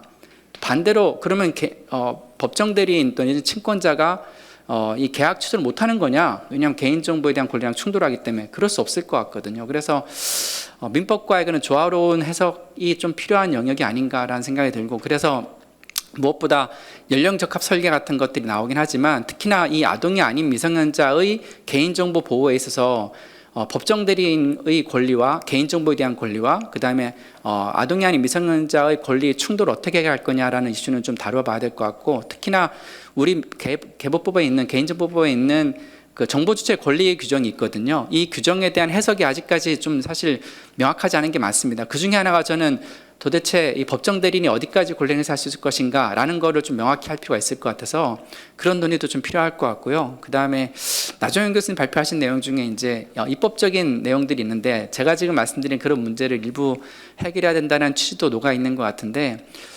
저는 우리가 법 개정 입법적 논의를 할 때 고려해야 될 것 같은 게 우리 개인정보보호법의 성격을 어떻게 자리매김할 것인가를 좀 고민할 필요가 있을 것 같습니다. 왜냐하면 점점 이제 개인정보보호법의 역할이 점점 강화되고 있는 상황에서 다양한 개정 수요가 있을 것 같은데요. 그 개정 수요를 다 개인정보법에 담게 되는 순간 우리가 추구해왔던 개인정보보호법의 일반법 내지는 기본법으로서의 역할이 과연 계속 유지될까라는 고민이 있거든요. 그래서 몇몇 특례가 필요한 규정들이 있는데 그 중에 하나로서 아동 청소년에 관한 것 규정을 이 개인정보 기본법에다가 반영하는 것이 바람직한 건지 아니면 독자적인 입법을 하는 게 바람직한 건지에 대한 논의도 한번 같이 이건 법기술적인 논의지만 해봐야 되지 않을까라는 생각이 들고, 또 한편으로는 저는 이제 여기 위원장님과 개인정보보호위원회에서 좀 강력하게 하셔가지고 민법에 있는 아동 미성년자 연령을 좀 낮춰주시면 좋겠어요. 이쪽에서 사실은 외부적인 동력이 필요한데 민법 쪽에서 논의할 때는 말은 많이들 하시는데요. 사실 굉장히 동력이 떨어지는 영역이 민법 개정 작업이거든요. 벌써 저희가 몇 번에 걸쳐서 개정 작업반을 하고 있는데 사실 진전이 없거든요. 근데 이런 외부적인 동력에 의해서 이 미성년자 연령을 좀 통일했으면 좋겠고 18세로 전 세계적으로는 사실 하향 조정 중에 있기 때문에 이런 개인정보 관점에서의 18세로 하는 게 바람직하다라는 얘기를 하면서 그걸 통해서 아예 민법에 있는 연령도 18세로 하향할 수 있으면 좋겠다라는 생각을 합니다. 네, 이상입니다. 네. 예, 감사합니다. 예. 제가 아동 청소년 관련해서 여러 번 이제 제기를 한 이슈가 있는데요. 아마 이제 실제 당사자들이 가장 좋아할 부분은 하나가 이제 지우개 서비스의 대상이 되는 이제 그런 이슈고, 또 하나가 감시 앱이거든요. 제가 그 개보위에도 보내드렸는데 지금 국회 청원 동의 청원에도 올라와 있더라고요. 저도 우연히 SNS에서 봤는데 이 감시 앱을 통해서 고통받고 있다 이러면서 청소년이 올린 것 같아요. 청소년이 이건 헌법상의 우리의 권리를 침해하는 것이다라고 하면서 아직 안 끝났습니다. 이제 동의를 하실 수 있는데 이걸 올렸더라고요. 근데 사실 최인용 교수님 말씀하신 것처럼 이게 이제 그런 친권자의 어떤 권리와 충돌 문제 때문에 이거를 이제 입법적으로 해결하기는 좀 저도 어떻게 해결해야 될지는 모르겠어요. 이제 그 부분 는 좀 더 고민이 필요하더라도 최소한 사실 우리가 아동 청소년 권리를 고민할 때 입법적인 것만 고민할 건 아니잖아요. 그걸 예를 들어서 이제 다양한 캠페인을 통해서 이런 서비스를 어떤 이런 목적으로 활용을 했을 때 실제 아동 청소년들이 어떠한 고통을 받을 수 있고 이런 것들이 실제 아동 청소년의 성장이라든가 교육이라든가 이런 측면에서 더 바람직한 거냐. 라는 캠페인을 할 수도 있죠. 그걸 이제 학교라든가 아니면 일반 대중적인 캠페인을 통해 가지고 이런 그러니까 감시 앱을 이제 사용하는 부분, 또 위치 추적을 한다라든가 실제 인터넷 사용 내역들을 계속 이제 계속 모니터링 할 수 있도록 한다든가 좀 이런 부분에 대해서는 뭐 다른 방식으로라도 개인정보 보호위원회 좀 적극적인 역할을 해주시면 좀 좋지 않을까라는 생각을 합니다. 예, 감사합니다. 예, 아까 그 나종인 교수님 말씀하셨던 그 작업 연구반에서 그게 아까 원칙에 보면은 아동을 위한 뭐 이런 게 있었잖아요. 아동 청소년의 최선의 이익을 최우선으로 고려해야 되고 권리 실현을 위해서 적극 지원해야 된다 이렇게 돼 있어요. 이게 참 그 충돌한 영역 같아요. 아동 청소년도 이제 독립된 이 인격의 주체인데 뭐 그걸 위한다는 게 법정 대리인이 스스로 판단해 가지고 아동 청소년을 위한다고 이렇게 단정할 수 있는지가 저는 늘 의문이더라고요. 김우창 의원. 저는 이제 그 사실 아동 청소년 이런 부분을 잘 모르고 실제로 이제 데이터를 가지고 기술을 만들고 그 기술을 활용할 수 있는 학생을 이제 양성하는 사람 입장에서 약간 이 나종현 교수님께서 말씀하신 이 contextual integrity라는 게 되게 중요하다라는 느꼈던 그 경험을 좀 공유를 드리고 싶은데 그 정인이 사건이라고 다들 기억하실 거예요. 4년쯤 전에 제가 그때 우연히 그 여기 이 건물에 육아정책연구소라는 곳이 있습니다. 거기 자문을 하고 있어서 그때 그런저런 인연으로 그 우리나라에 보면은 그 위기아동 발굴 시스템이라고 있어요. 이아동이라고. 그게 이제 사회보장정보원에서 하는 건데 기본적으로 이제 아동에 대한 대부분의 정보가 들어가 있는 겁니다. 그래서 이제 이 아이가 학대를 받을 여지가 있다라고 점수가 나오는 빅데이터 시스템이에요. 근데 이제 그때 그런저런 일이 있으면서 아니 돈을 이렇게 많이 썼는데 정인이를 왜 못 찾아냈니 등등등 이런 이유로 이제 업그레이드하는 그런 용역을 발주를 하셨고 이제 제가 책임자로 해서 이렇게 작은 용역을 했는데 뭐 그 디테일한 말씀 드릴 건 아니고 그때 깨달은 게 딱 한 가지가 있는데 만약에 사회보장정보원에서 건보 데이터에 대한 그 풀 액세스가 있었으면 정인이는 죽지 않았겠다라는 생각을 좀 했습니다. 그러니까 이게 되게 셀렉티브하게 볼 수밖에 없거든요. 근데 이제 이 말씀 드리는 이유가 그 아까 나종현 교수님 말씀하신 것처럼 아동하고 청소년 이건 아까 최경림 교수님 말씀이랑도 사실 되게 유사한데요. 아동이랑 청소년은 좀 본질적으로 다른 것 같아요. 그러니까 아동은 어떤 개인 정보의 생산 주체는 아닌 것 같습니다. 그거를 이제 어른들이 컬렉트하는 건데 청소년들은 되게 적극적으로 생산을 해요. 근데 이게 정말 권리가 누구에게 있는 게 모호한 상황인데 두 번째 얘기가 핵심인데요. 그래서 이제 뭐 이제 저희도 뭘 해야 되니까 사회보장정보원이랑 뭘 좀 해보자 협약도 맺자 막 이런 과정에서 그 가출팸이라고 들어보셨을까요?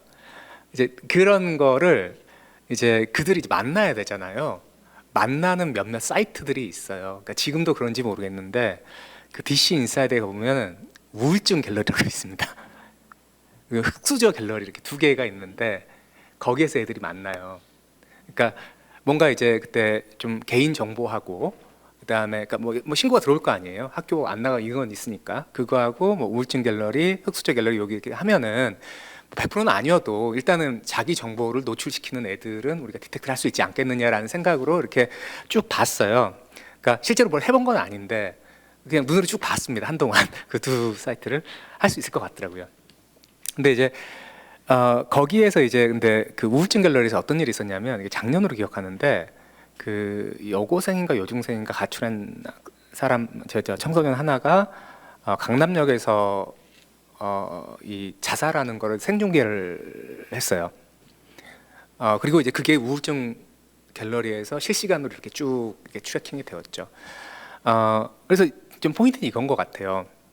이제 우리가 이제 이칠 권리도 사실 대단히 중요한데 우리가 미성년 특히나 이제 좀 권리는 없으면서 의무는 좀 가지고 있다라고 불만이 있는 청소년들도 사실 보호의 대상이고 그러면 그들을 어떤 이런 좀 환경에서 보호할 수 있는 정보가 사실은 이미 생산이 되는 것 같아요. 직접 남기죠. 그러면 이제 그러한 사회적 가치를 달성하기 위한 때의 어떤 개인정보보호법의 어떤 적용 범위하고 좀 지네릭하게 신화를 지나봤더니 막 그때 난 중2병이었고 뭐 이렇게 흑역사였다 이때 이칠 권리하고는 조금 맥락이 다를 수가 있을 것 같거든요. 그래서 이제 저는 법을 잘 모르니까 이게 어떤 게 쟁점인지 모릅니다만 나정훈 교수님께서 말씀하신 여기에 이제 컨텍스트에 따라서 이 어린애들이고 자기 결정권이 없는 이 친구들에게 무언가 그러면은 이 사회 공동체가 전달에 대한 가치가 있을 텐데 그 가치를 마련하기 위해서 데이터를 활용하는 것에 대한 거는 좀 고려가 돼야 되지 않을까. 그리고 아동과 청소년은 좀 대단히 다른 존재라서 이 두 존재를 이제 하나의 어떤 카테고리로 묶기는 좀 되게 어려운 것 같고 좀 그런 좀 강론에 대한 좀 뭐랄까요 그런 게 이제 입법 과정에서 고려를 하시면 이제 저희 같은 이제 기술을 하는 사람들도 뭘 해야 될지 모르겠거든요. 그러니까 그 흑수저 갤러리를 모니터링하는 법 만들자라는 얘기를 좀 했다 결국은 이제 접은 이유가 그 마이너리티 리포트 할 거냐 이제 이 챌린지는 당해낼 수가 없거든요. 그러니까 니네 기술이 있다고 우리를 체킹해? 이러면 사실 할 말 없잖아요. 그러니까 약간 결국은 이제 우리가 데이터라고 하는 것이 어떤 가치를 만들어낼 수 있다라는 건 이미 증명이 되었고, 그러면 이제 그 가치하고 리스크하고 이제 두 개가 이렇게 트레이드오프 관계에 있을 텐데, 요 두 개를 어떤 밸런스를 취하는 거고, 한쪽에 몰빵을 하면 가치는 안 나오는 거고, 같이 몰빵을 하면 당연히 프라이버시는 마일럿이 되겠죠. 그러면 이제 그거를 잘 밸런스를 할 수 있는 어떤 제도 체계가 필요하지 않을까. 특히나 청소년에 대해서는 그래서 그런 제 개인의 경험을 공유해 봅니다. 감사합니다. 최대선 위원님. 법률적으로 또 제도적으로 많은 말씀해 주셨는데 저는 이제 기술적인 관점에서 그냥 좀 재밌는 얘기를 들려드리고 싶은데 흑역사라는 거는 뭐 모든 역사가 그렇지만 이제 지구상이나 또는 우주상에 나타났던 정보라는 것은 지워질 수는 없습니다. 궁극적으로는. 그러니까 이제 예를 들어서 우리가 이제 100년 전에 있었던 일을 갖다가 정확하게 알 수는 없잖아요. 근데 이제 정확하게 알 수 있는 방법이 있는데 빛보다 빨리 날아가가지고 100년 전에 지구상에서 만들어져서 전 우주로 퍼지고 있는 빛을 쫓아가서 따라잡아서 그 광경을 보면 정확하게 볼 수가 있습니다. 제 말은 무슨 얘기냐면 이제 이론적으로는 모든 정보는 지워질 수 없다는 거예요. 근데 이제 거꾸로 빛보다 빨리 갈 수는 없지 않느냐라고 생각하실 수 있는데, 그러면 이제 이렇게 생각을 해보면 거울을 우주상에다 큰 거를 놔요. 그러면은 이 빛이 거기를 갔다가 다시 돌아오죠. 그럼 5광년 있는 데다가 거울을 하나 설치하면 우리는 10년 전에 지구상에서 있었던 일들을 모두 정확하게 볼 수가 있는 겁니다. 그러면 이제 뭐 광경, 빛으로 표현이 되는 것만 정보냐 하면 그게 아니라 이제 모든 데이터라든지 어떤 우리가 감지할 수 있는 모든 어떤 정보라는 단위들은 전부 빛으로 표현이 될 수 있고, 그게 이제 전부 다 감지가 가능하다는 말씀인데, 요거는 이제 좀 그냥 공상과학적인 과장을 해서 말씀을 드렸는데, 이제 뭐 지우개 서비스 이런 거 이제 하면서 당연히 고려하셨겠지만, 이제 원래 그 정보가 게시되어 있는 사이트들에서는 이제 삭제를 하거나 뭐 가리거나 이렇게 할 수 있지만, 그게 이제 파생이 되고 굉장히 그 크롤링을 해서 정보를 수집해 두기가 쉽거든요. 뭐 예를 들면 이제 제가 옛날에 스타트업을 창업한 적이 있는데, 거기서 우리나라 사람들의 트위터들을 매일매일 수집을 했는데 그냥 PC 한 대 가지고 했어요. PC 한 대 가지고 우리나라 사람들 몇백만 명의 트위터를 다 개인이 아카이빙을 할 수가 있는 그런 거거든요. 그래서 이제 우리가 인터넷상에서 한번 흘렸던 정보들은 어딘가에 다 아카이빙이 돼 있을 수 있다. 그다음에 아까 뭐 도서관도 말씀하셨지만 이제 당연히 어딘가에 있다고 생각을 할 수가 있고, 그래서 이제 완전히 삭제하는 건 불가능하지만 그래도 이제 최선을 다해서 삭제를 하고 계신 거로 노력을 하고 있고, 그런 면에서 또 이제 뭐 AI도 말씀하셨는데 AI 그러니까 이제 그냥 나와 있는 데이터 또는 게시물을 지우더라도 그걸 이제 AI가 한번 학습을 하고 나면 AI가 그걸 다 기억을 한단 말이죠. 특히 요즘에 LLM 같은 경우는 그게 다 기억이 되는데, 뭐 그래서 이제 예전에 이제 그 AI 기억을 삭제하는 언러닝 기술이라는 것도 있다. 뭐 그렇게 말씀을 드렸었는데, 하여튼 이제 그런 관점에서 AI라는 거는 이제 추가적인 어떤 개인 정보를 기억하고 있는 또 다른 존재, 그런 이제 위협 요소가 될 수도 있고, 또 근데 AI의 또 긍정적인 측면을 말씀드리면 이제 디지털 장의사라는 게 있어서 그 의뢰를 하면은 여러 정보들을 막 지워주잖아요. 근데 결국은 이제 지워주는 그 방법이 이런 이제 법률 제도에 근거해서 요청을 하고 뭐 그 정보 주체를 대리해서 요청을 하고 수를 제기하고 그렇게 해서 이제 그 지웠는지 팔로우하고 이런 것들을 다 하는데 이제 그런 것들을 사실은 이제 AI가 또 대신 해줄 수 있다라는 측면에서는 또 긍정적인 영향이 있다고 생각을 할 수 있는데 요즘에 이제 그 생성형 AI의 그 어플리케이션 킬러 어플리케이션을 뭐로 보냐 하면은 이제 개인 비서를 보거든요. 비서가 이제 여러 가지 일들을 기존에 뭐 쉬리가 하던 것들을 넘어가지고 그 사람의 데이터도 관리해주고 그 사람에게 조언은 해주고 참고도 해주고 뭐 여러 가지 가이드도 주는 이제 그 아이언맨에 나오는 그런 형태까지의 그런 것들이 이제 충분히 가능해질 거라고 생각을 하는데. 이 개인정보보호위원회 관련해서는 이제 저는 그런 말씀드리고 싶어요. AI 개인정보 비서. 그래가지고 이 AI 개인정보 비서가 AI 개인정보와 관련된 정보 주체의 여러 가지 문제들을 해결해 주는 겁니다. 뭐 그 중에서 이제 간단하게 하나를 보면 이제 최근에 저희가 연구하고 있는 것 중에서는 개인정보 약관을 LLM으로 분석을 해가지고 거기에 있는 텍스트를 그러니까 이제 AI가 전부 분석을 해서 이런 정보들을 요청하고 있고 이런 위험들이 있어서 원래 그 사람이 갖고 있는 팔레시가 이렇다고 한다면 이제 그걸 반영해서 자동으로 디시전을 내려주거나 추천을 해주는 이런 것부터 시작해서 그 다음에 이제 자기의 개인 정보들을 다 아카이빙을 해서 개인 정보뿐만 아니라 자기 데이터들을 아카이빙해서 거기에 맞는 이제 조언을 해주고 또 자기의 개인 정보의 어떤 위험이라든지 또는 관리를 또 대행해 줄 수 있는 이런 것들까지도 다 포함이 돼서 그 AI 개인정보 비서라는 것이 그려지고 있거든요. 그래서 이제 그 AI 개인정보 비서가 또 마찬가지로 아까 말씀드린 것처럼 디지털 장의사가 하는 것과 같은 내가 이런 정보들을 지우고 싶어. 그러면 이제 최선을 다해서 온라인으로 또 그것도 이제 그 AI들끼리 인터랙션을 하겠죠. AI들끼리 인터랙션을 해가지고 뭐 AI끼리는 아니더라도 예를 들어서 뭐 디지털 장의사가 하는 메일을 보내고 응답을 해석하고 그 다음에 그 사이트에 실제로 데이터가 삭제됐는지 확인하고 이런 것들을 충분히 할 수가 있어요. 기술적으로는. 그래서 이제 그런 부분들에 또 관심을 가져주시고 또 그런 것들이 AI가 무조건 나쁜 측면이 아니라 좋은 측면의 역할도 있다는 것을 알고 계시면 좋을 것 같아서 말씀드렸고 또 그거 관련해서 이제 조금 제도적으로 제가 바라고 있는 점들은 이제 마이데이터 같은 경우 이제 전송 요구권 해가지고 또 다운로드권에서 자기 정보를 자기가 받을 수가 있잖아요. 근데 사실 이제 그거를 생각하시면서 정보를 받아서 그 사람이 자기 거 그냥 보는 정도로 끝날 거다라고 생각을 하고 계신데 실제로는 이제 그 아까 말씀드린 AI 비서가 그 정보를 받게 되거든요. 앞으로는 그러면 그 AI 비서는 그 다운로드 받은 자기의 정보 주체의 정보를 이용해서 그 굉장히 또 많은 일들을 할 수가 있지만 그 중에서도 하나는 이제 실제로 개인 정보를 보호하고 관리하고 삭제 요구하고 하는 부분들에 있어서도 굉장히 많은 역할을 할 수가 있다는 거죠. 근데 그 역할을 하려면 또 그 AI 비서에게 충분히 그 사람의 정보를 전송해 주는 그런 것도 필요하니까 마이데이터의 그러니까 다운로드권이 그런 식으로도 사용될 수 있다. 뭐 이런 측면도 생각하고 있다라는 것들을 말씀드리고 싶었습니다. 예, 이상입니다. 예, 고맙습니다. 이게 또 이제 AI까지 이제 같이 말씀을 해주시니까 훨씬 더 뭐 이해가 좀 좋았습니다. 예, 또 다른 분, 예.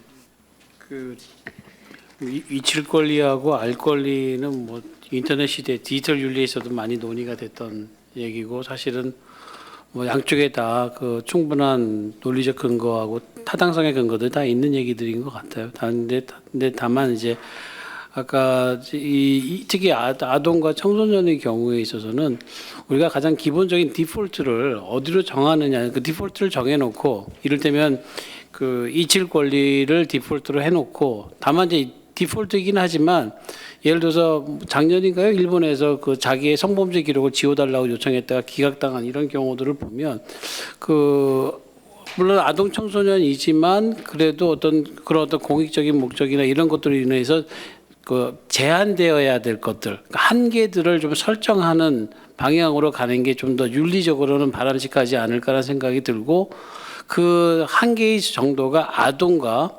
청소년에도 조금 차이는 둬야 되겠다라는 생각을 조금 들더라고요. 그래서 그런 어떤 스칼라의 정도의 차이를 두고서 지금 이제 이칠 권리와 알 권리의 충돌, 그 다음에 이제 아동 청소년의 개인정보 자기결정권이라고 하는 것과 법정 대리인의 권한, 부모의 권리와 부모와 아이가 충돌할 때 그러면 항상 그만 아동의 자기결정권을 존중해 줘야 되느냐, 이것도 굉장히 우리가 사회적으로는 합의가 어려운 부분이긴 하겠죠. 그랬을 때 아동과 청소년의 경우에서도 그런 부분들을 조금 층차를 두고서 결정을 해야 되지 않을까, 그런 생각이 좀 들었고요. 그 다음에 지금 여기서 조금 제가 두 분의 이제 그 발표를 들으면서 생각이 들었던 게 뭐냐면, 지금 이제 학교 현장에서도 이제 이런 AI가 들어오면서 이제 디지털 교육이 좀 더 본격적으로 되면서 지금 가장 두려워하고 우려하고 있는 게 이제 학교 현장에서 생성될 수밖에 없는 수많은 개인정보가 달린 교육정보들, 교육 분야에서의 개인정보들을 어떻게 관리해야 될 거냐.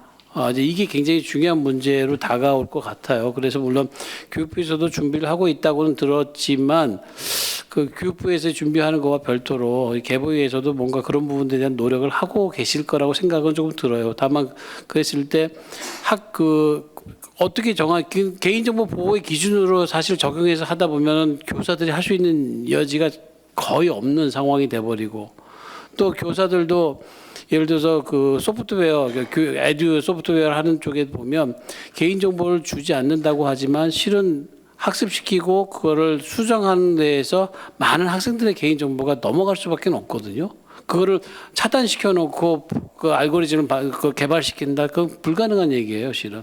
그래서 회사들 입장에서도 자기네들이 제공하는 알고리즘의 어떤 효율성을 높이기 위해서라도 학생의 정보가 필요한 부분이요. 물론 그 이제 뭐 여러 가지 이제 정보 처리를 해가지고 드러나지 않는다 하더라도, 예를 들어 중간에 전학을 가거나 전학을 오는 경우, 뭐 이런 등등의 문제로 인해서 개인정보 교육 분야에서의 아동들의 그 개인정보 부분에 대한 어떤 지침이라든가 가이드라인들이 좀 필요하지 않을까. 그래서 오늘 이제 우리가 전반적인 논의하는 게 이제 학교 밖의 영역에서의 개인정보에 대한 얘기로만 너무 치중되어 있는데, 정작 중요한 건 학교 영역 안에서, 특히 아동 같은 경우는 초등학교, 또 청소년 중고등학교에서 생성되는 이제 개인정보에 대해서도 좀 우리가 좀 많이 앞으로도 좀 관심 있게 좀 봐야 되지 않을까, 그런 말씀을 좀 드리고 싶어서 마이크 잡았습니다. 예, 이상입니다.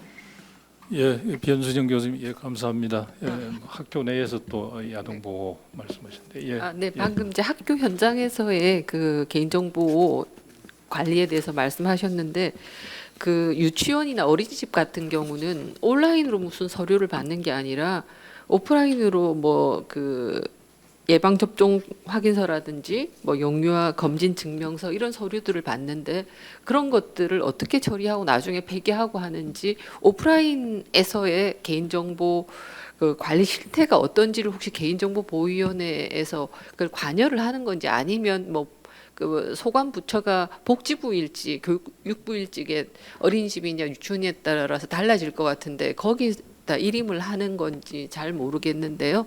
근데 오프라인에서의 그 청소년 아동 개인정보 관리 실태, 이런 것에 대한 어떤 점검도 필요하고 또 보호 방안에도 관심을 기울여야 될 것 같습니다. 저희 단체가 이제 어떤 기업의 공익 부서랑 같이 아동 청소년, 제가 이제 개인정보 보호위원으로 활동을 하고 있기 때문에 오늘 이 논의가 개인정보 아동 청소년의 개인정보 보호인데, 보호를 하려면 사실은 청소년 아동들이 자기의 개인정보를 지키는 것이 굉장히 중요하다라는 것들을 좀 인식하게 하는 교육도 굉장히 중요하다고 생각이 돼서, 개인정보보호위원회가 키사랑 함께 이제 아동 청소년 개인정보 교재도 만들고 교육도 하고 있잖아요. 그래서 기업의 공익부서와 저희 단체가 개인정보 아동 청소년 교육을 좀 뭐 적당한 예산을 가지고 해보려고 서울시 교육청에다가 이제 시범 사업을 좀 해보기 위해서 한번 접촉을 한 적이 있었습니다. 몇 달 전에. 그랬더니, 그러니까 저는 이제 초등학교 고학년, 그다음에 중학생 정도로 해서 이제 시범 사업을 좀 해보려고 했는데, 이미 교과에 어떤 교과목이 있어서 그 개인정보 교육을 하고 있기 때문에 자기들은 그다지 필요성을 못 느낀다라고 얘기를 하더라고요. 근데 제가 실태를 정확히 몰라서 그런데, 이 정말 개인정보 보호가 중요하고 특히 아동 청소년 정말 보호해야 될 대상이기 때문에 우리가 이렇게 몇 시간 동안 논의를 하는 거잖아요. 근데 실제로 충분히 학교 현장에서 학생들에게 가르치고 있는 것인지를 제가 이제 실태를 잘 모르니까 근데 어떤지를 좀 한번 여기 와 계신 개인정보보호위원회 윤여진 과장님이 담당이시는데 한번 좀 들어보고 싶습니다. 아니 만약 좀 미흡하다면 좀 더 뭐 물론 다 이제 이거 하려면 또 예산이 확보돼야 되는 거긴 한데 조금 더 고민을 해서 좀 그 교육을 좀 강화하는 방안을 더 고민을 해야 되지 않을까 하는 생각도 듭니다. 말씀 주셔서 저희가 이제 저희 쪽에서도 초중고 대상으로 교육을 하고 실제로 찾아가는 교육들을 실시하고 있습니다. 근데 그것과 별개로 좀 말씀드리면은 저희 아이 그 정보 수업이 있더라고요. 그 중에 저희 때랑은 좀 다르긴 합니다. 그 해킹 방법들이나 이런 게 시험 문제로 나오고 뭐 랜섬웨어가 뭔지 막 이런 게 있습니다. 그래서 그러다 보니까 그런 내용 안에 일부 포함은 돼 있는데 실제로 어떤지에 대해서는 저희도 저희 쪽에서 교육할 때 실제 교육을 학교에서 받는 교육하고 좀 더 이제 실제 필요한 교육들이 뭔지를 좀 실태 파악해서 반영하는 방안을 좀 더 고민해 보겠습니다. 말씀드리면 올해 내년부터 디지털 교과서에서요. 그 국어 8교시, 기술 4교시 결정돼 있어요. 교육부에서요. 그래서 개인정보보호 디지털 지우개도 가르치고 그다음 자기결정권도 가르치고 가르칩니다. 정식 교과목으로 채택돼 있고 과목명은 안 정해져 있고요. 그냥 국어과에서 8차 시, 기술 과목 4차 시군 결정돼 있습니다. 국어 과목이요? 네, 국어에서 디지털 리터러시라고 정의가 돼 있어서요. 거기에 이제 인터넷 윤리, 선풀, 악풀, 그다음에 뭐 정보 검색, 그다음에 그 말씀하신 자기결정권, 뭐 디지털 지우개 이런 것들을 교육부 차원에서 정식으로 들어 있습니다. 이 뭐 개인정보 보호 저 소관은 중앙행정기관이 이제 위원회이긴 하지만은 또 다른 부처에서 이제 각자 가지고 있는 영역 내에서는 또 그것도 소관이 돼서 약간 좀 경합되는 면이 있습니다만은 하여튼 뭐 원래 중앙행정기관이 전체를 이렇게 통화를 하면서 이렇게 관리 감독하도록 돼 있으니까 아마 충분히 아마 협조가 뭐 되고 있었겠죠, 그죠? 저도 이제 말씀 들어보니까 그런 문제가 있겠다는 생각을 했습니다. 저희들 이제 시간이 다 돼가지고 뭐 하여튼 포럼이 아무리 하고 싶은 얘기가 많더라도 하여튼 2시간 내에 끝내는 게 좋을 것 같습니다. 그래서 시간이 다 됐고요. 마지막으로 고학수 위원장님께서 혹시 오늘 이제 발표 토론 들으시고 혹시 하실 말씀 계시면 한번 듣도록 하겠습니다. 예, 뭐 오늘도 뭐 많이 듣고 많이 배우는 자리였고요. 뭐 뒷부분에 뭐 교육 얘기까지 이렇게 얘기가 폭이 좀 더 넓어졌는데 그 개인정보위원회에서 하는 업무가 굉장히 많은 경우에 이제 다른 부처의 관할 업무랑 이렇게 같이 협의해야 되는 경우가 많습니다. 교육 영역의 경우도 그 중에 하나고 저 말씀하신 것 같이 AI 교과서 맥락에서 뭐 그 개인정보 관련한 고민점들이 상당히 많이 있고 교육부하고 협의하는 구조 지금 이제 마련되어 있긴 한데 아무튼 고민할 그것만으로 AI 교과서 맥락에서의 이제 어떤 뭐 개인정보만으로도 굉장히 큰 이제 여러 가지 고민점들이 있는 영역이고요. 아동 청소년 전반적으로 고민점이 굉장히 많이 있습니다. 오늘 뭐 그중에 몇 가지 것들 논의가 됐었는데 다른 한편 또 그 중에 하나로 이제 지우개 서비스 언급이 됐었는데 지우개 서비스도 어떤 식으로 앞으로 이제 변모하고 개선점을 찾을지 맥락에서도 이제 고민할 점들이 이것저것 있는데 다른 한편 이렇게 긍정적인 면 하나는 이게 작년 상반기부터 서비스가 제공됐는데 제가 정확한 숫자는 잊어버렸는데 지금 한 15,000건 되든가 뭐 저희가 막연히 예상했던 것보다는 꽤 많이들 관심을 가지고 신청을 하고 그래서 이런 유형의 서비스에 대한 어떤 갈증은 꽤 있었구나 라는 걸 일단 확인하고 있는 중이고요. 또 이제 도서관 서비스 말씀을 해주셨는데 도서관 맥락에서는 이제 뭐 구체적인 사안 고민점이 있으시면 저희 위원회 따로 연락을 주시면 되고, 근데 일단 참고가 될 만한 거 하나는 저희가 이제 지난달인가 발표한 이제 공개된 개인정보에 관한 가이드라인이 참고가 좀 되지 않을까 싶은 게, AI 주로 이제 AI 맥락을 염두에 두는 것이긴 한데, AI 모델 개발할 때 이제 데이터를 수집하는 거 뭐 디플로이하는 각각의 단계에서 어떤 식으로 리스크를 이제 그 최소화할 것인지, 안전장치를 어떤 식으로 할지, 이런 예시들이 쭉 있어요. 그러면 예컨대 과거 뭐 공산당에 가입한 이력 뭐 이런 것들이 AI를 통해서 이렇게 그 결과물로 나오게 되거나 이런 과정에서 어떤 식으로 필터링을 하면 좋을지, 이게 뭐 주민등록번호 같은 것들이 함부로 노출되지 않도록 필터링을 어떻게 하면 좋을지, 뭐 이런 것들이 그 가이드라인에 이제 좀 담겨 있기 때문에 뭐 그런 틀에서는 뭐 좀 참고가 되지 않을까 싶고요. 다시 이제 아동 청소년 얘기로 돌아오면, 이제 근래 최근 이제 외국 동향 중에 특히나 지난 1년 사이에 미국에서 논의가 조금 많은 편인 것 같고, 그래서 미국에서의 논의 동향이 어떻게 될 것인지에 대해서는 뭐 저희도 이제 계속 이제 지켜보고 있는 중이고요. 또 다른 이제 뭐 저희 위원회 업무 관련해서는 이제 아동 청소년 포함해서 이제 AI 시대를 어떻게 우리가 준비해 갈 거냐라는 맥락의 이제 고민, 이제 굉장히 큰 틀에서의 고민인데, 그 중에 하나가 이제 아동 청소년 뭐 한 대학생 뭐 이제 주로 젊은 세대가 제일 많이 타겟처럼 되는데, 예를 들면 이제 요 최근에도 뉴스에 나오는 거 하나는 대학교 학생들 이제 그 인터넷 SNS 커뮤니티 안에서 이제 딥페이크가 나타나고 이런 상황. 그래서 예를 들면 얼굴은 자기 주변 사람인데 이제 몸은 이제 무슨 저 19금 포르노 같은 뭐 이런 것들이 이제 나타나고, 목소리도 뭐 변조 해서 이제 뭘 생성을 해내고, 뭐 이런 유형의 상황들. 그러면 이제 그거는 뭐 자기 게시물 삭제 뭐 이런 거하고는 또 이제 다른 차원의 이슈가 되는 거잖아요. 근데 다른 한편 이제 기술은 자꾸 그런 거를 만들어내고 전파하는 거를 편하게 해주는 방향으로 이제 기술이 나타나고 있고, 그래서 이제 기술의 편리성을 통해서 뭔가 이렇게 사회적인 어떤 문제 상황, 부작용들이 이제 조금 또 다른 형태로 자꾸 나타나고 있어서 이제 그런 영역을 이제 어떻게 바라볼 것이냐, 기존 우리가 가지고 있는 정책 도구들을 어떻게 활용할 거고, 또 다른 한편 법을 이제 개정할 필요성, 또는 경우에 따라서는 이제 새로운 법을 마련해야 될 필요성, 뭐 이런 것도 있을 것 같고, 그래서 그런 틀에서의 고민을 또 하고 있습니다. 그래서 그게 뭐 오늘 논의가 참고가 될 것 같고, 앞으로 또 그 개별적으로도 또 의견을 계속 주시면 저희가 많은 참고를 하도록 하겠습니다. 오늘 또 많은 의견 주셔서 감사드립니다.